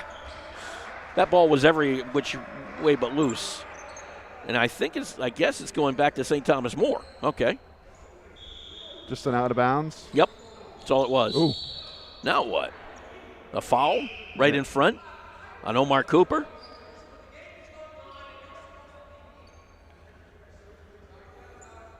So I think they're in a double bonus now. I think they're shooting 2. I think so, because that would be the 10th foul on the Centaurs. So Taj Childs will go to the free throw line. And Cooper picked up the foul. So Childs at the free throw line, puts up the first. Good.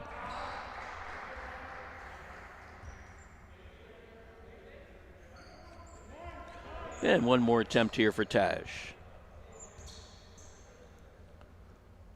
It's up and it's good. Timeout called by Jerry Quinn over there in the sideline. Take a timeout as well. It's 26-24 Centaurs. My junior year, I took engineering and architecture, and I discovered an interest that I didn't know was there. I feel comfortable trying new things here at Woodstock Academy because of all the opportunities my teachers have given me. At the Woodstock Academy, students are empowered to explore their interests and discover new possibilities. We offer over 230 courses taught by highly qualified faculty, along with numerous activities, distinguished fine arts program, and competitive athletics. Learn more at woodstockacademy.org/future centaurs. See you there. See you there. 3:17 to go in the second frame. And a 26-24 lead. The first frame was a 29-28 win. Yeah, it's been very close. It's been a very competitive afternoon. Either way, which way you shake it as far as what they're doing with the halves. It's been pretty evenly matched. Point here or there. Yep. So you can look at it from that point of view. Both teams getting after it, playing scrappy. And it will be, let's see, we've got, it should be Woodstock Academy basketball and is. This time he can move, of course, because of the fact they had 2 made foul shots prior. And with the basketball over on that left side is Kentner. Kwesi Henry up on the logo, back over to Kentner. Kentner back to Henry.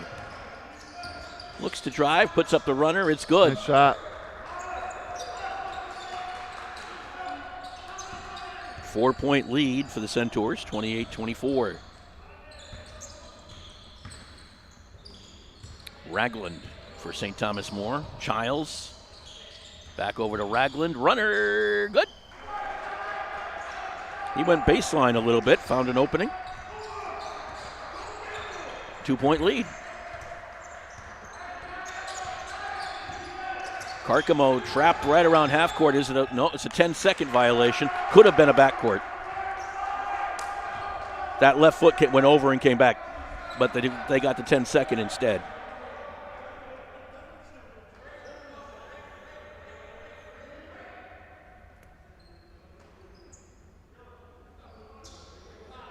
Looks like Deshaun's got the ice bag at the top of his ankle. Looks like you mentioned, a high ankle sprain. Yeah.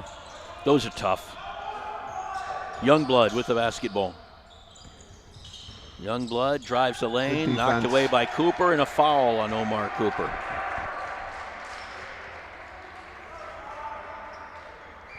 So Cooper picks up the infraction.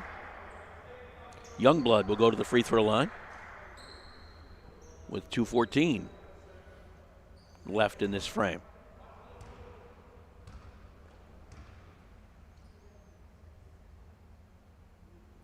Puts it up and no good. I think we have said this kid's name the most today. You might be right. I wonder why. Taku Youngblood. He's got a few fouls. We probably mentioned that. He's been to the line. Yeah, he's been all over the place. Youngblood hits the second. Well, we're back to a 1-point game. 28-27. Almost identical to where we were before. I know. Why did we stop and turn around? I don't know. Here comes the basketball. Here's Claude to the lane. Puts it. Oh, flying in. Pepe Ashai to goaltend. I don't see. I don't know. You don't see goaltend very often. They're going to say it was coming down into the cylinder. I think it was the player shooting the ball, hitting his hand on the rim that made that do what it did. So give him the goaltend. I'm not sure I agree with that one. How many times do you see goaltending in this area? I mean, you don't see it very often. That's why I'm here and they're there. Exactly. Karkamo with the basketball. It was a great block by Ajaya. We'll say that. Come flying down the lane and got his hand on that basketball. But they say he got his hand on it when it was going up. So that was Kentner who was fouled on the play. Ragland will pick it up.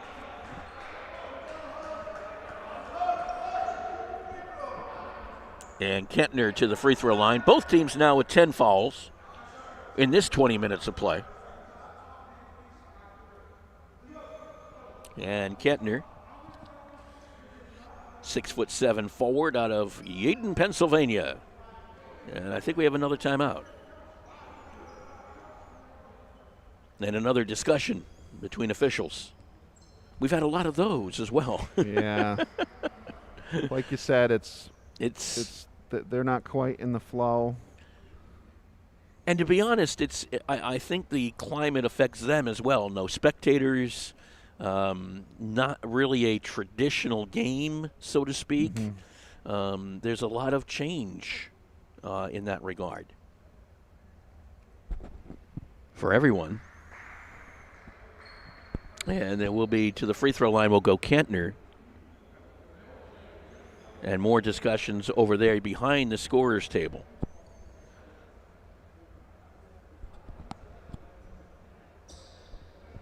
One thing about, I've seen Jerry Moore over the year, Jerry Quinn over the years. He's a very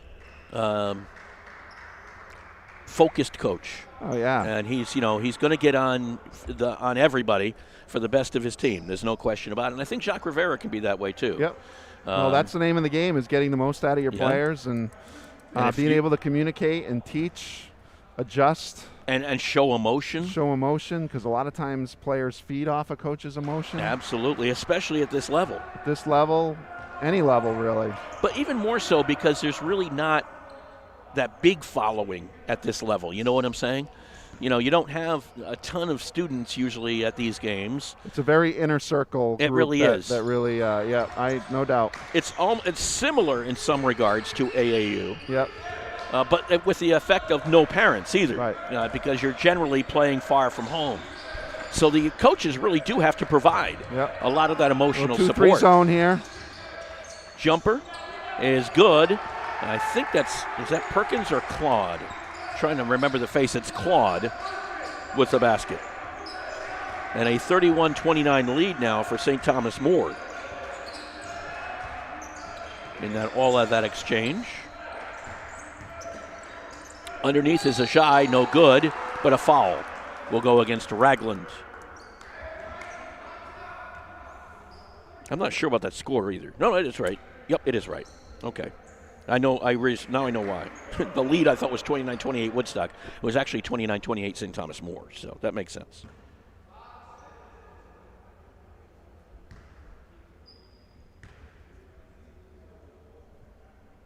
And at the free throw line, Ajay misses the first.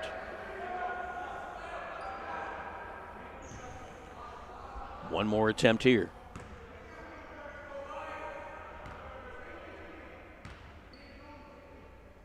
And the free throw is up and good for Pepe Ajay. Down to the wire, Mark. 31-30 in favor of the St. Thomas More Chancellors, trying to win the second frame. Bounce pass along, Ragland back out. Youngblood, top of the key, Childs, right side. Jumper from three is no good for Claude. Rebound came all the way out to Karkamo. He'll race it down the floor. Karkamo from three, no. Rebound knocked out of bounds by Kentner. He'll come back over to the Chancellors. Thought Speedy had a pretty good look at that three. Couldn't knock it down. That was the right shot, though, in transition.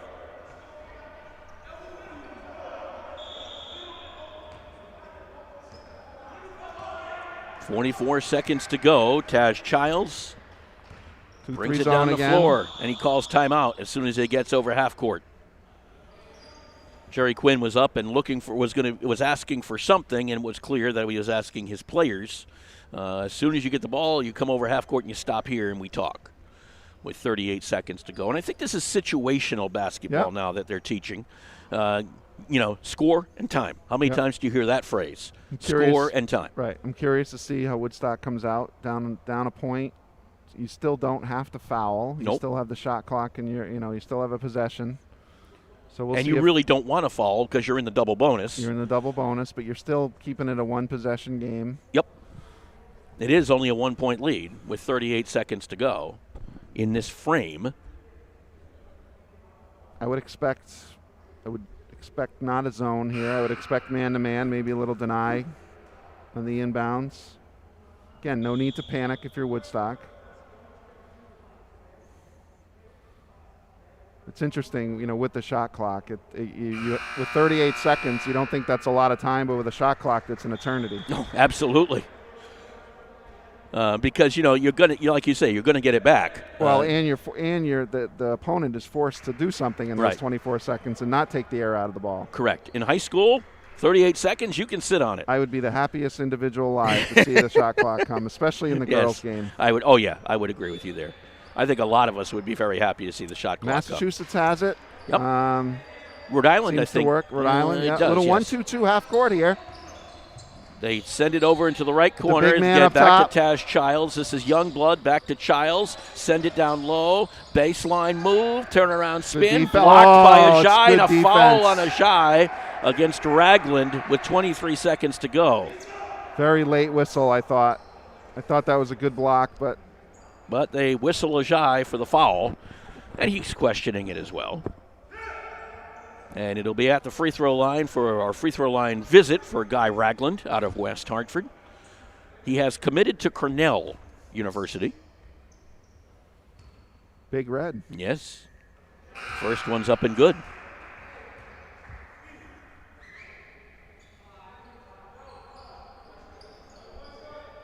Trying to look and see if there's anybody else who I forgot to mention who has committed from this team yet. Trinity for Sean McCarchick.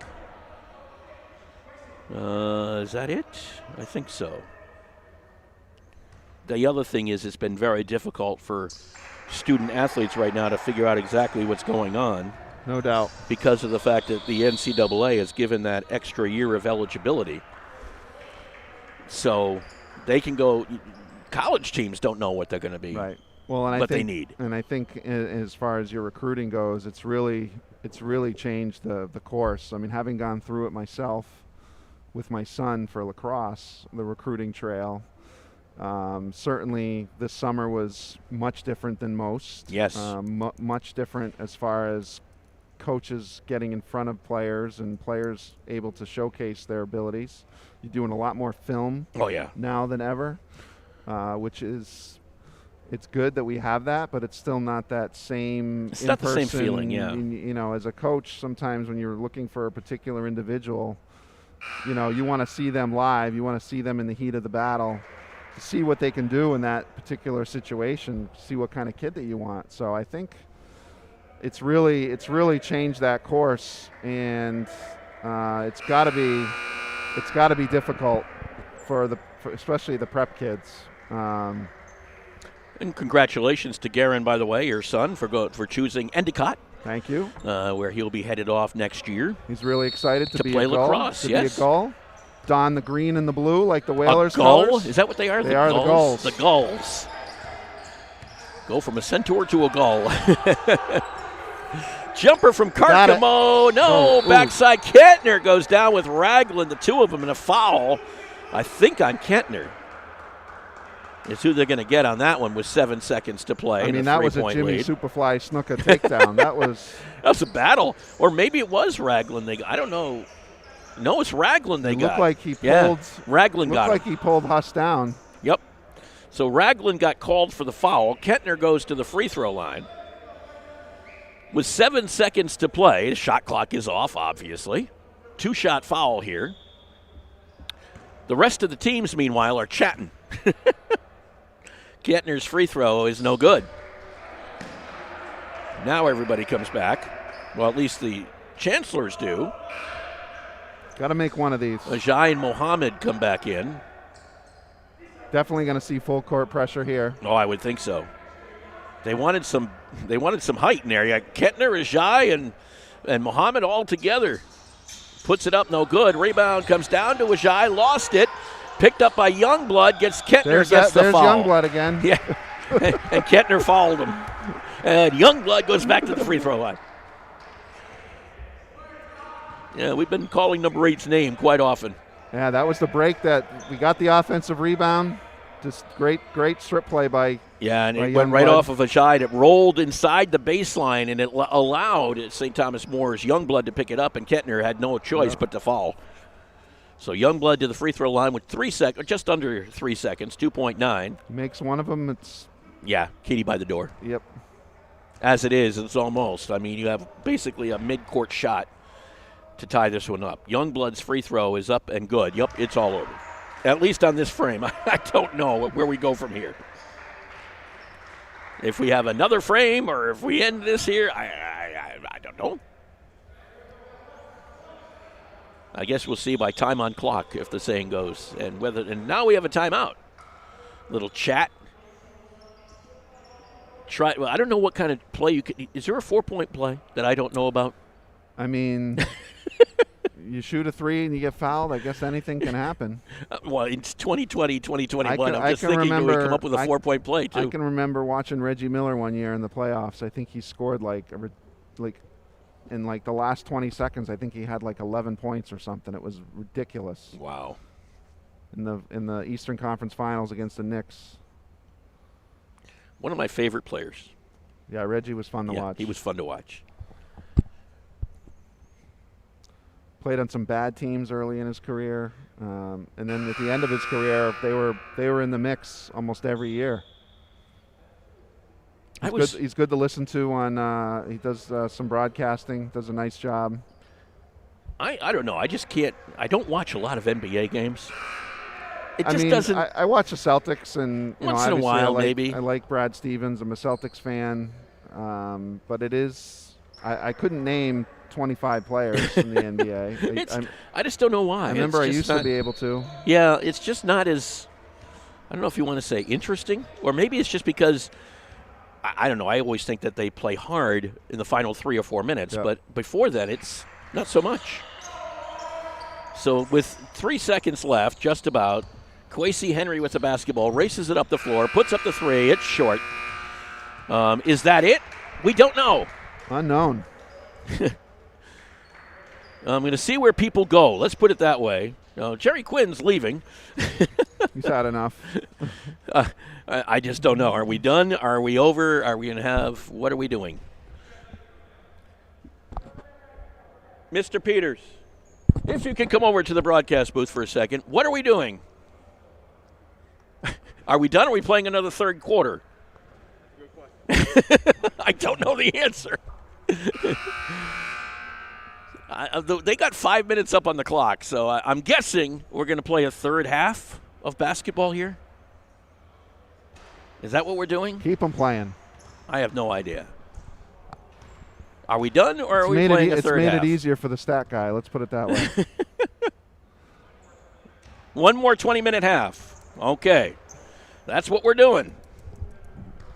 Well, what we're going to do, we're going to take a short break here, and we'll be right back in just a moment.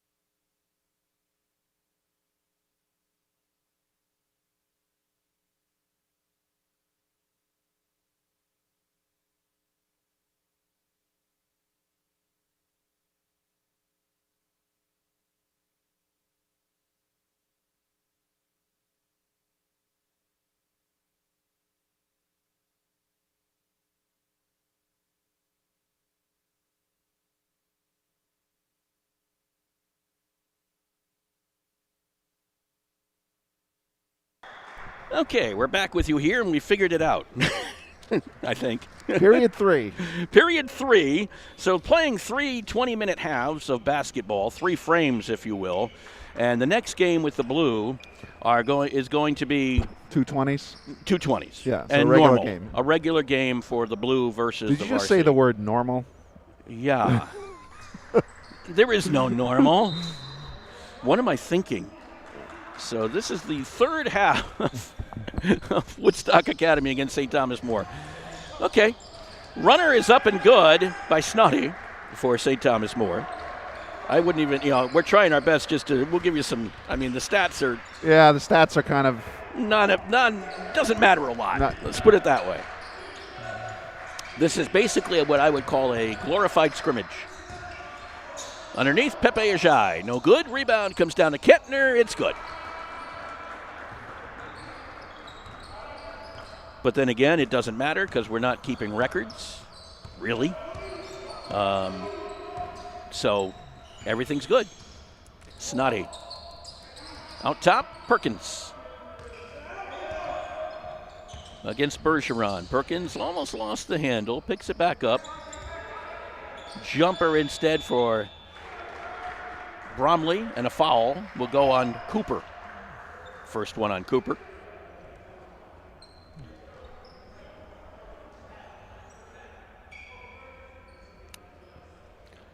And to the free throw line will go Kurt Bromley.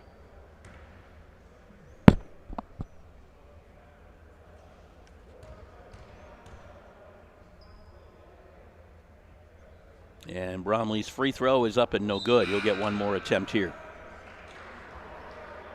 Before he does, a little floor cleaning is going to take place. Thank you, Trent Peters. Of course, you got to find it first. You got to find it. There it is. Sometimes difficult to find.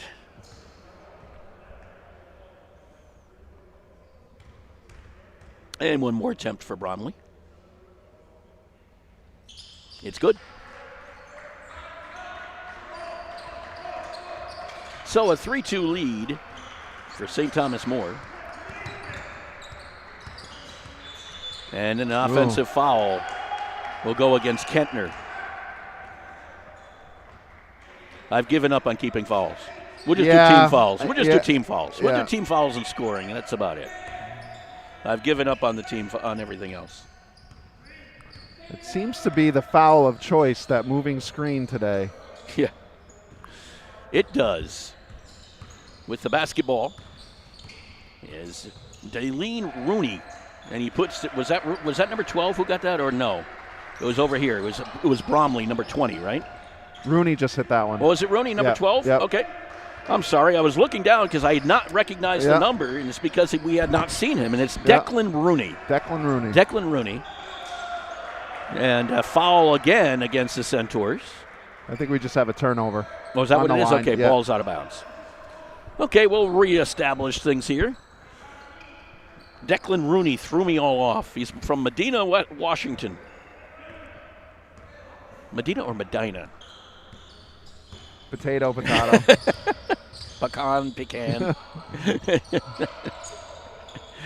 Bromley with the basketball to Perkins. Perkins' jumper is no good. Rebound taken away by Ragland. Well, actually, Snotty is in there, so down low. That basket is good for Bromley.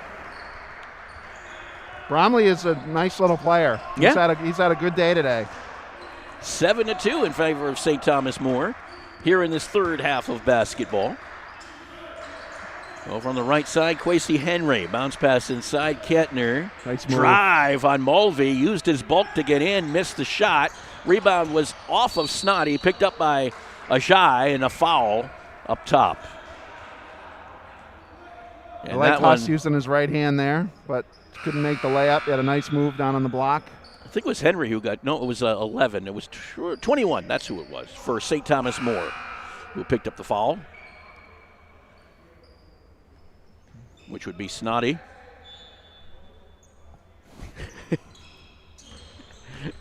No play on words on that one. Ajay with the basketball. Nice Along the move. baseline with the right hand, puts it up and home. Pipe Ajay makes it 7-4 in favor of the Chancellors. Left-hand dribble for Perkins, kicks it back out. Here's Mulvey, and he traveled. Yep.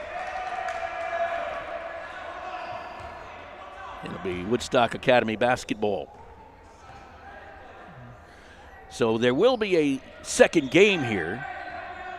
So we'll have broadcast 2.5 games today instead of just 2. That's okay. We did a triple header last week. Why not do 2.5? Yeah, It's why not? Just We're here. normal. There's that word again. I know. That's why I used it for. It's normal. There is no normal. Ajay gets the basketball along the baseline. If it was normal, we'd be talking national championship right now. I know.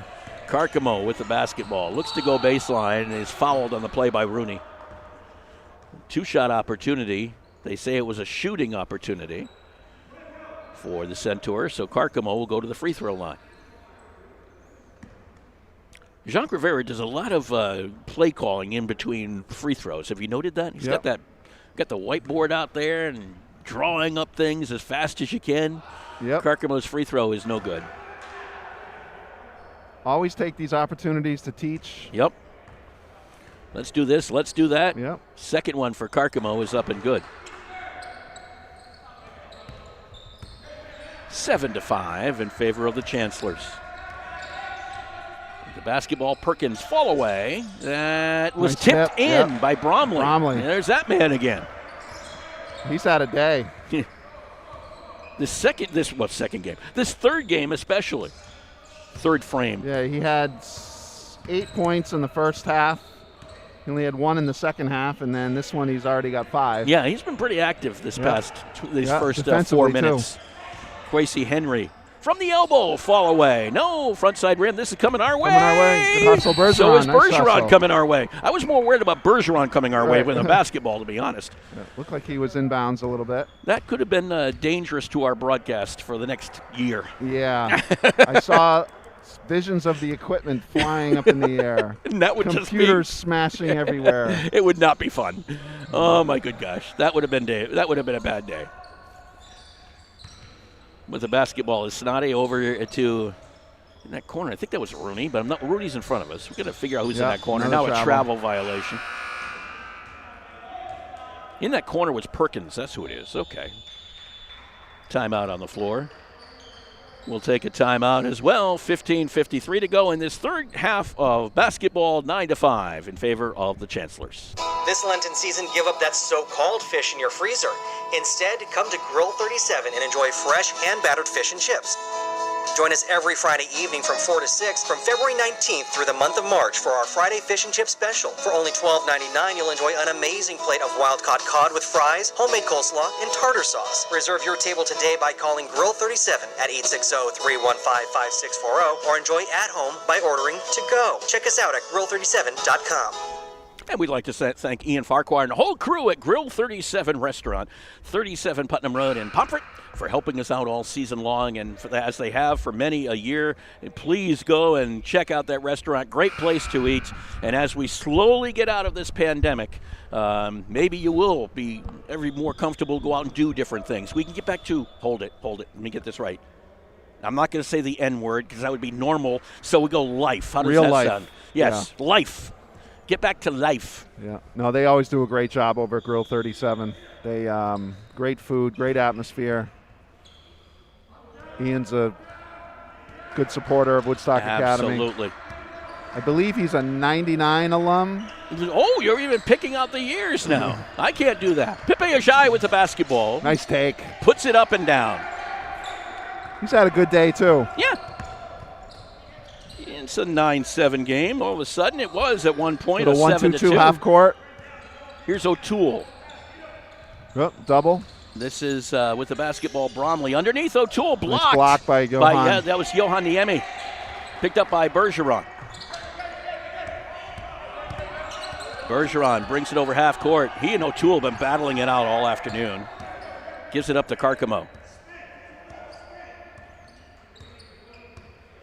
Carcamo And dribbles around. Top of the key is Niemi, or top of the logo. Almost stolen away. It was a dangerous pass. Bergeron's three-pointer is off the front side of the rim. And the rebound comes down to the Chancellors. Snoddy got the rebound, gave it up to O'Toole. Over on that right side, this is Rooney now, top of the key. Mulvey to O'Toole. Down back low to Mulvey. A little give and go, and he turned around on the hook and nailed it. 11-7 in favor of the Chancellors. With the basketball, Henry. Bergeron over in this right corner. At the free throw line is Ajay. Gives it back to Bergeron. Carcamo, left side. Nice Runner take. for Niemi will not fall. Out of bounds off of the Chancellors. Snoddy was the last person to touch it. Good job taking him to the hole, just couldn't finish. Kentner will come in for Ajay. Cooper will come back into the ball game. Looks like He replaces Woodstock's got Carcamo. some kids banged up today. You got Deshaun over there. Well, Deshaun's just got banged up. Samaro has not been playing a lot. Yeah, Julian hasn't played in a while. Maybe he's just trying to get some. Dominic players. Struthers hasn't played at all today. Dribbling down after the turnover is Bromley with another basket. 13-7 in favor of St. Thomas Woodstock More. in dire need of a hoop here. Well, this you got to wonder, fatigue? Little bit. Yeah, maybe setting in on everybody's side. And a foul underneath. Sometimes it's hard to reset, and you get the mindset that it is a scrimmage, and sometimes you. Yep. I don't know. I mean, the kids are playing hard. I'm not saying that. It's just your mindset is a little different. Andre Snoddy picked up that foul underneath. As with the basketball and almost forgetting it was Cooper. Got it over to Henry. Niemi back to Henry and a foul as the pass was made. I will that say will also this. be on Andre I Snoddy. will say this too. It's there hasn't been a lot of flow today. Like there's been a lot of whistles. I'm not saying they're wrong whistles. I'm just saying there's a lot of whistles, and sometimes it's hard to get in that up and down flow with so much stoppage time. And I think part of the flow issue as well. You're playing three halves of basketball, which is totally untraditional. Right. Niemi hit the basket. Yeah. There's really no winner and no loser. Right. So you're not really, time and score, yeah, but no. So you're really just kind of playing out there to play and, to try and get better as and work on the finer points and work on offensive sets and work on situational basketball. Like just now after that layup, Coach Rivera called the timeout to set up his defense, similar to what you would do at the end of a game, losing by 4. But I mean, there's 13 minutes left, but he's played it like he would if he was trying to switch up the defense or try to get a new unit on the floor. So, it's very situational, which, again, you don't – with not a lot of opportunities, you don't have – And that's the thing. We haven't played a lot of games. Yep. Neither side has played so a lot of games. I think in a lot of ways this is a good thing for the kids. O'Toole with the basketball, and he'll bring it down the floor. With 13 minutes to go in this third and final half of this gold prep game against St. Thomas More. Mulvey's three-pointer is no good. Rebound Snoddy underneath, and he jams it home. Well, it's the first slam we saw today. Makes it 15-9 in favor of the Chancellors. But the three halves have all been close. Yeah, they've been well played. They were evenly matched. Both teams are getting after it. I mean, they're Johan Niemi threw that one off the leg of Bromley. This is very similar to what they did back in November when they played three halves of basketball with the gold and the vars and the prep from St. Thomas More. When we were actually broadcasting, I think, soccer right after, if I remember correctly. So it was kind of an interesting day then, too, and we have another interesting day today. We've had some interesting times lately, let's put it that way. Runner is up and no good for Niemi.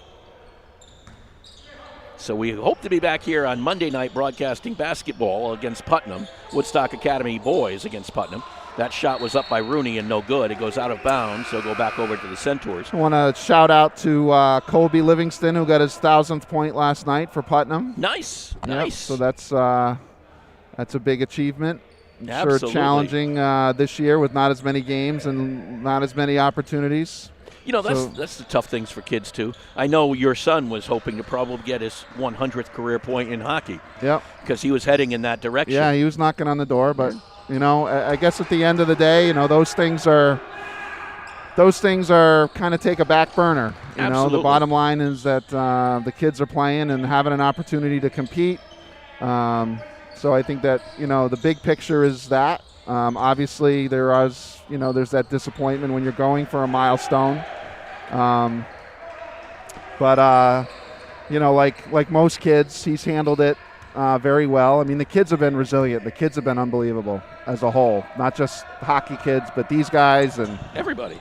All the kids that have been. I think everybody has been as resilient as they can, be it youth, be it an adult. You have to be resilient and just battle through this because we're all in it together, I think is what it comes down to. It's forcing you to learn life lessons. Absolutely. And how to adjust on the fly and learn with disappointment, although it seems like there's more disappointment than not. So I think, While we were chatting, Kwesi Henry hit a three-pointer. There's a game going on. Kwesi Henry hit a three-pointer, and so did Kurt Bromley.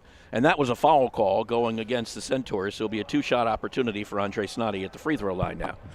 Yeah, and it's 18-12, or 17-12. I guess it was not a three-pointer for Bromley. It was only a two-pointer for Bromley. So we'll change that, 17-12 in favor of the Chancellors, and it's Snoddy at the free throw line. He hits the first with under 11 minutes to play. One more attempt here.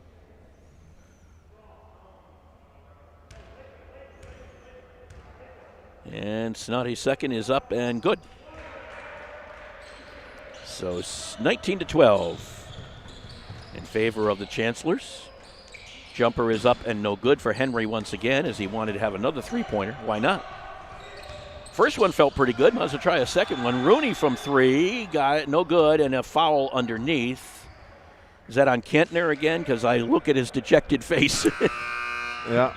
That's what I saw. Was a dejected look from Tyree Kettner. So it'll be ball underneath for the Chancellors.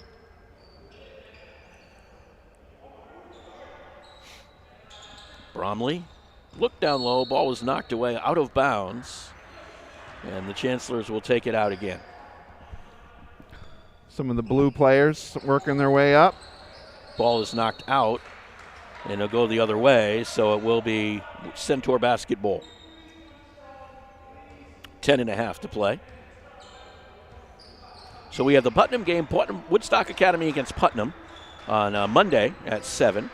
On Tuesday at 7, the Woodstock Academy girls will be taking on Killingly right here. Then on Thursday, the Woodstock Academy boys take on Wheeler. That game is a 6 o'clock game because Wheeler does not have a JV program. We have hockey coming up next Saturday, provided everything goes right technically. That's a challenge with hockey. Oh, yeah, it's a challenge. We're going to do our best to get that game on the air as a fall-away jumper by Carcamo is no good. Against Rocky Hill. That game their program is in shutdown until March 5th. You're kidding, really? No. Oh, my gosh. So that'll be their first day back? First game back. First day back, you're right. Mulvey down low. That one was blocked on Bromley, and I think we have a foul, and it's going to be an intentional foul, if I'm correct, if I saw that. I'm not sure I agree with that. And now they're talking about it as to why it's an intentional. That looked like a pretty nice – I mean, that was definitely a foul, but the intent was not to – and they're going to call it intentional foul. Intentional foul, yeah. Unless he got him under, like, low. Maybe. So I mean, to me, if you're going for a block, even if you're going to foul them and you're I don't know. Yeah, it was a tough call. I mean, I guess if it meant something, then I think I'd be losing it. But yeah, at this point, you're right. But it's a questionable situation. I still don't think it was the right call. But I was surprised I saw intentional come out. I didn't think it was that. Usually you see that like on a breakaway or, Yeah. pulling someone down from open behind. Court kind of thing, but not underneath. Not underneath in the fray of the action. Bromley missed the free throw. He'll get another one here, and then the ball will go back to St. Thomas More. His second is no good. Actually, those 2 free throws might have been the foul. Now, no, it is that way. Okay. I didn't know if they called a shooting foul on top of. Interesting. So they didn't call a foul on the intentional foul on the shot. No, it would have been that way. You'd have 2 shots. Yeah, 2 shots and the ball. then the ball. No, that was right. I'm just. We're all kind of confused. Not confused as much as we just haven't done a lot of games, and you got to remember all these scenarios. Bromley missed those 2 free throws. That's about all he's done wrong today. Good point. O'Toole with the basketball. 9.5 to play. 19-12 Chancellors.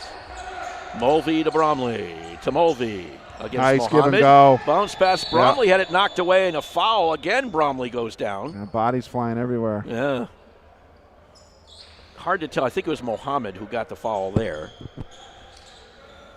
They were kind of parallel to us, and I couldn't see the fingers, how many came up, and it didn't matter, really. So a free throw, will it be a free throw? Is it? No, it's just a ball underneath, I think. That's what it looks like right now. Trent Peters has been kept very busy cleaning the floor right now. Because when you play 3 quarters of basketball, you got some sweaty bodies out there. In the last couple possessions, you got bodies flying on the court and sliding. And it'll be Bromley to the free throw line is what it'll be. And his first free throw is up and no good. I don't even know what the score would be had we played a consecutive, what was it, 29-28 in first game or something like that? Yeah, it was 29-28, and then second game, I think it was a 35-30, St. Thomas More. We won 29-28. Now the St. Thomas More is winning 19-12, so I would say St. Thomas More would probably come out the winner. Bromley hits the second of the 2 free throws. I might have lost track of my score sheet, Mark. I'm not going to lie to you. Don't worry about it. A little slippery over there. 20-12 in favor of St. Thomas More. Is there an ice surface underneath this? Is this the old Boston Garden? Trent Peters, let's get to work. I think this is the other St. Thomas More team that has just entered the arena, if you will. The varsity team that will be playing against the Blue. We think that game will start around 5 o'clock. At least that's what we have it slated for. O'Toole to Youngblood. And that will be a traditional nice 40-minute game. As a potential block by Mohammed, just couldn't get his hand up high enough. That was a beautiful backdoor cut. Yeah, Claude did a nice job. St. Thomas More is really moving well without the ball here in this quarter. 10-point lead for the Chancellors. Cooper to Mohammed. Inside, Ajay could not get a hold of that when it goes out of bounds and back over to St. Thomas More. I'm assuming that these 2 teams probably did the same thing last night. So you're playing 6 halves of basketball in 2 days. Less than 24 hours. That's a lot of hoop. Yeah, a lot of hoop. Or just about 24 hours, I guess. They drive the lane. Claude turns around and puts it up and home. So St. Thomas More is kind of taking control here. 24-12. Woodstock hasn't had a hoop in a while. 9-point run for the Centaurs, or for the Chancellors. Carcamo. Cooper. Ajay coming out for the screen. Cooper. Bounce pass to Ajay. Ajay turnaround in the baseline, and it's no good but a foul underneath. That has been a very good formula today down on the low block. We seem to have been having our way once we get it into the paint. Able to establish our position and get good shots off. Centaurs have not scored a basket in 3.5 minutes. And that was the Kwesi Henry three-pointer, you may remember. Or you may not, because you were talking. Struggling from the line a little bit today. Ajay, one more attempt here. Free throw is up and no good. 0 for 2 on that one. St. Thomas More with the rebound. Here's Youngblood, that familiar name again. There he is. Yeah. 22 fouls in the first round. Perkins at the free throw line. Back out to Mulvey, a little weave up top and a travel. Put a big guy in a weave up top. That's not easy on the big guy. Because the big guys do not like to put it on the floor for obvious reasons. And you put him on a weave up top, you're forcing him to put it on the floor. Well, we'll take a timeout since they're taking a timeout. 7:59 to go in this third and final frame of basketball between the Woodstock Academy Gold and Chancellors of St. Thomas More. 24-12 in favor of St. Thomas More. This Lenten season, give up that so-called fish in your freezer. Instead, come to Grill 37 and enjoy fresh, hand-battered fish and chips. Join us every Friday evening from 4 to 6 from February 19th through the month of March for our Friday Fish and Chip Special. For only $12.99, you'll enjoy an amazing plate of wild-caught cod with fries, homemade coleslaw, and tartar sauce. Reserve your table today by calling Grill 37 at 860-315-5640 or enjoy at home by ordering to go. Check us out at grill37.com. Welcome back to Woodstock Academy, the Alumni Fieldhouse. 7:59 to go. A Saturday afternoon of basketball, and it's literally going to be almost a full Saturday afternoon of basketball. Bringing the ball up the floor was Henry. Isha Mohammed, and a travel violation on Isha. Oh. That was, I didn't see it. I guess what they're going to say is when he was moving his feet, Wow. he picked up the pivot. I didn't think he moved his feet at all. He was shuffling a little, but I didn't think he moved them. Oy vey. That was a tough call. Greg Smith Jr. over here on my right. What would Tommy Heinsohn say? These guys are ridiculous. Well, I miss Tommy. I agree with you. He made it very entertaining. You want to talk about someone dedicated to one organization. With the basketball, jumper for Perkins, no good. It's kind of funny because all those names, if you remember the names of the Celtics greats like Dave Cowens and John Havlicek and stuff like that, I've had these baseball, basketball, football, hockey cards forever, and I'm finally putting them into like the sleeves and everything. Yep. I have all those cards, and you're remembering these guys as you look at them. Steve Kobolewski, yes. Yeah. And JoJo White and Charlie Scott, and you're like Don Chaney, Tom Satch Sanders. Oh yeah. All of these cards that you pop up in front of you, and you're like, wow, I forgot about that. Underneath, Mulvey couldn't get the slam. Oh boy! Throws it back into Isha Mohammed. Karkamo picked up the loose ball and almost thrown away. I think these guys are getting a little tired. You kind of see it. Yeah, the fatigue. It's getting very sloppy. Very lazy. Passes are getting not as crisp. Yeah. Your cuts aren't as strong. That ball almost taken away. It goes out of bounds. Perkins still trying to get his hand in there. Even found a Stan Musial card. Ooh. From way back. All greatest that good Cardinal stuff. ever. Huh? Cardinals? Yes. Yes. Musial? Yes. Henry on the runner. And that's good and a foul. Was it an offensive? No.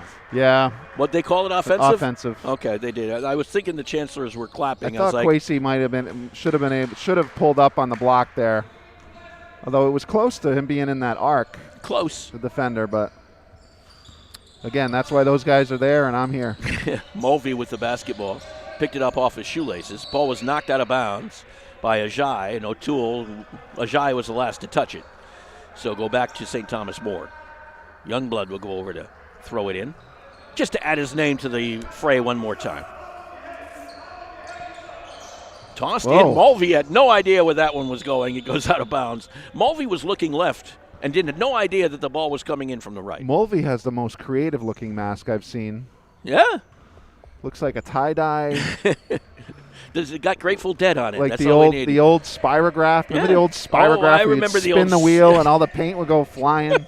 We're really getting old here, Brad. I just want to say this. We're getting really old. O'Toole with a basketball. Spirograph he just pulled out. Oh, my gosh. Jumper is no good. Oh, I had one other thing that I found in the midst of those cards that I'm doing. And I can't remember what the name of it is, but the viewfinder with the little. Oh, it's a VHF. No. You put it up to your eyes, and it had like a reel of pictures. Oh, what is that? Viewmaster? Did you put a cartridge in it? Yeah. No, just a card. Yeah. It was a card. A card. Yeah, and yes. it had a picture, and then you'd click it, and it would roll. Yeah. Yeah, and it would be, and because you're looking I think through it was Viewmaster. I think it was a Viewmaster. I found one of those, and I'm like, really? I kept everything. Henry's jumper is no good. We'll be Googling obscure old-time stuff. Yeah, we've had a long afternoon, can you tell? O'Toole with the basketball over to Childs. Dump down low to Mulvey, working on Ajay, back out to Youngblood. Quick pass to Childs. Nice little dump down. And Ajay did not get called for it. Mulvey gets the basket and Looked the like foul. they were going to let him play for a minute. But Yeah, I thought so too. And then they decide, we got to call that one. So Mulvey gets the basket and the foul. 26-12. So St. Thomas More has dominated this third frame. The free throw is no good. Ooh. That's short. Now you can tell where the legs are. No legs on that one. No legs. The legs are gone.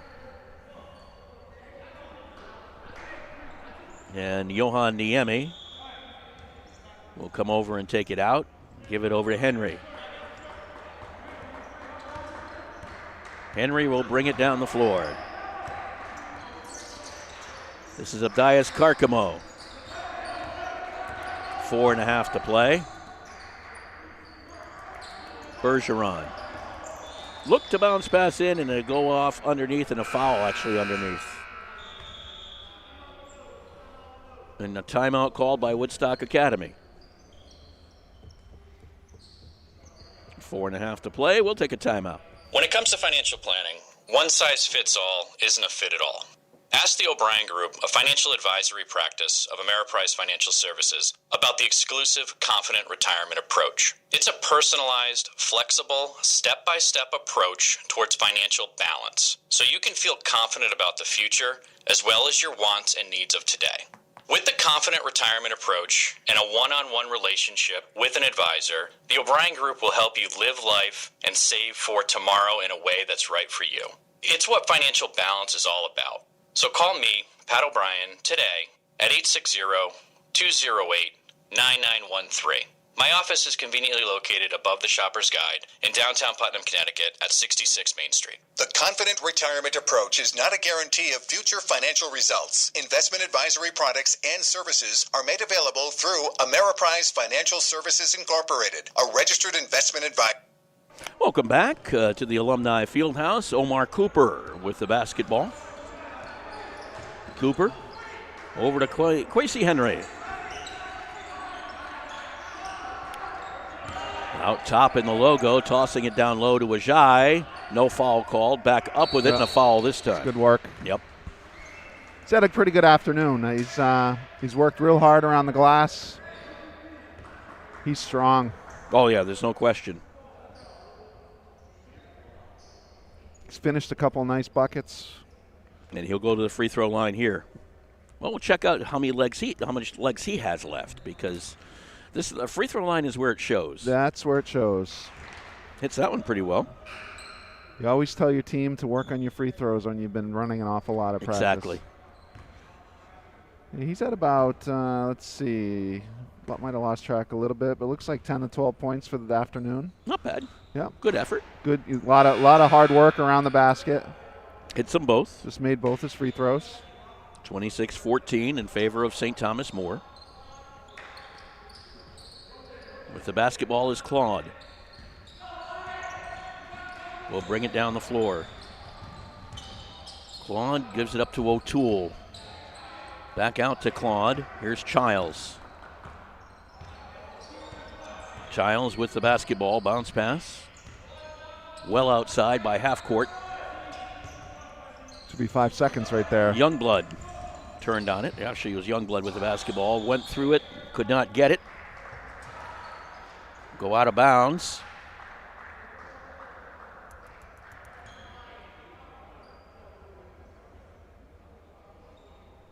And it'll be ball underneath.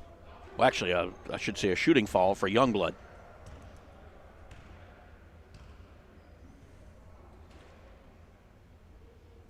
Youngblood's free throw is up and good. It's like our officials for the second game are arriving. Seen those guys here before.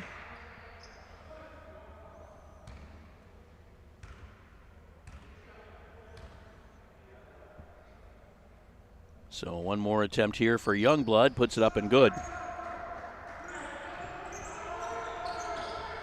28-14 in favor of St. Thomas More.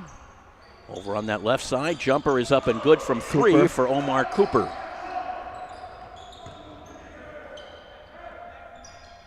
$28-16. Did they only give him a 2? They only gave him a 2? Oh. Youngblood. Youngblood there again. He is again.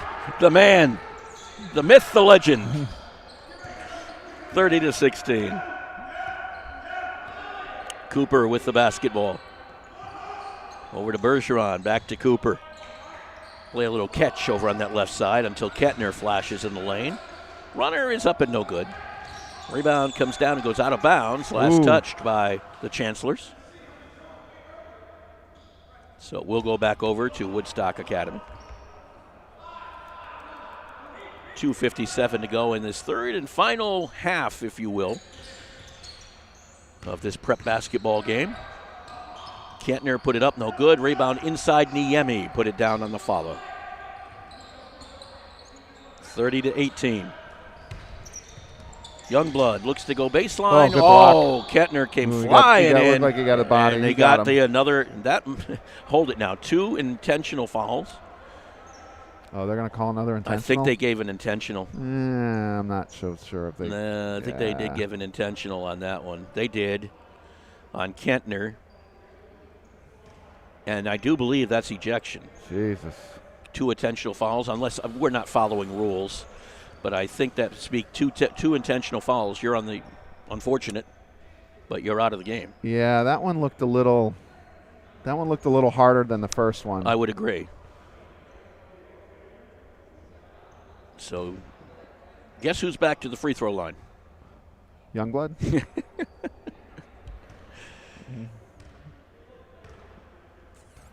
So two-shot opportunity here for Taku. Puts the first one up and good.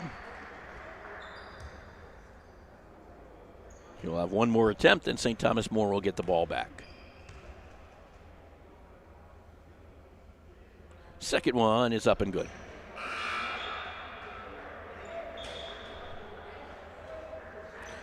(32-18), St. Thomas More.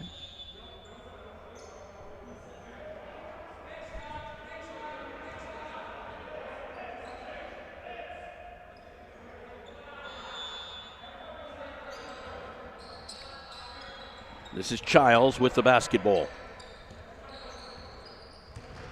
Childs gets the ball back. At the logo. Looks to dribble against Henry. Stop, pop, and miss. Rebound, however, comes down inside. Knocked away from Snoddy on the rebound. He'll go out of bounds. Block shot by Muhammad. He just stood there. Well, Muhammad has a little bit of a size advantage there. He's got a long reach. Yeah, he's got about a 3-inch size advantage. Final 2:11 of this half.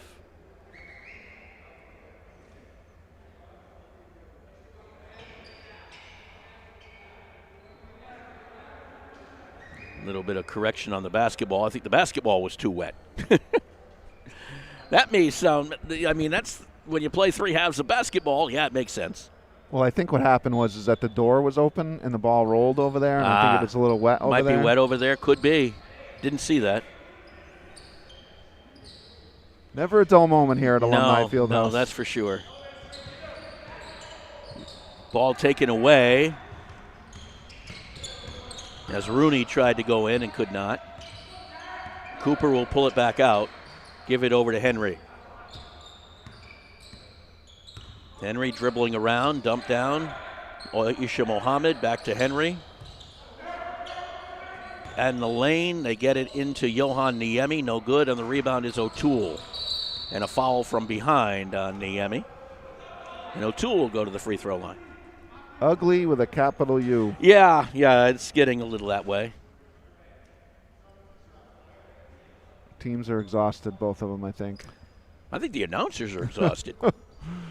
We got one more in us, Mark. Come on, let's go. We're going to struggle through that one probably. What do they say? Let's play 2? Let's play 2.5. O'Toole's free throw is up and good.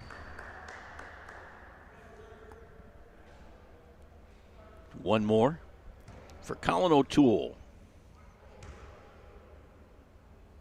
His second one is good. 34-18. I guess we don't have to worry about overtime.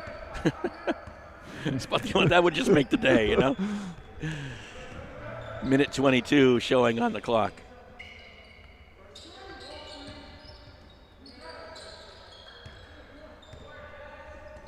Kwesi Henry.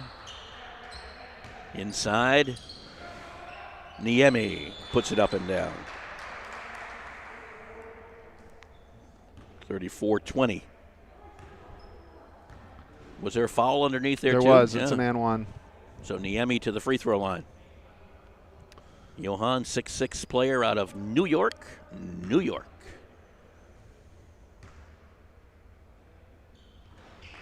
Up and good on the free throw. So 34-21 in favor of St. Thomas More. Over half court, thrown away. Isha Mohammed picks it up in the final minute here. Omar Cooper. Bergeron flashes along by. Bergeron will pick it up. Gives it over to Omar Cooper. Cooper drives the lane, tosses it back out over the head of Henry and out of bounds. It's interesting how the game has changed. You know, we talked about before big men shooting threes, and even in that situation, Omar took the ball to the hole, and he looked like he had a pretty clear path to the basket, and then looked to kick it out, which is what you see a lot now. It's a drive and kick.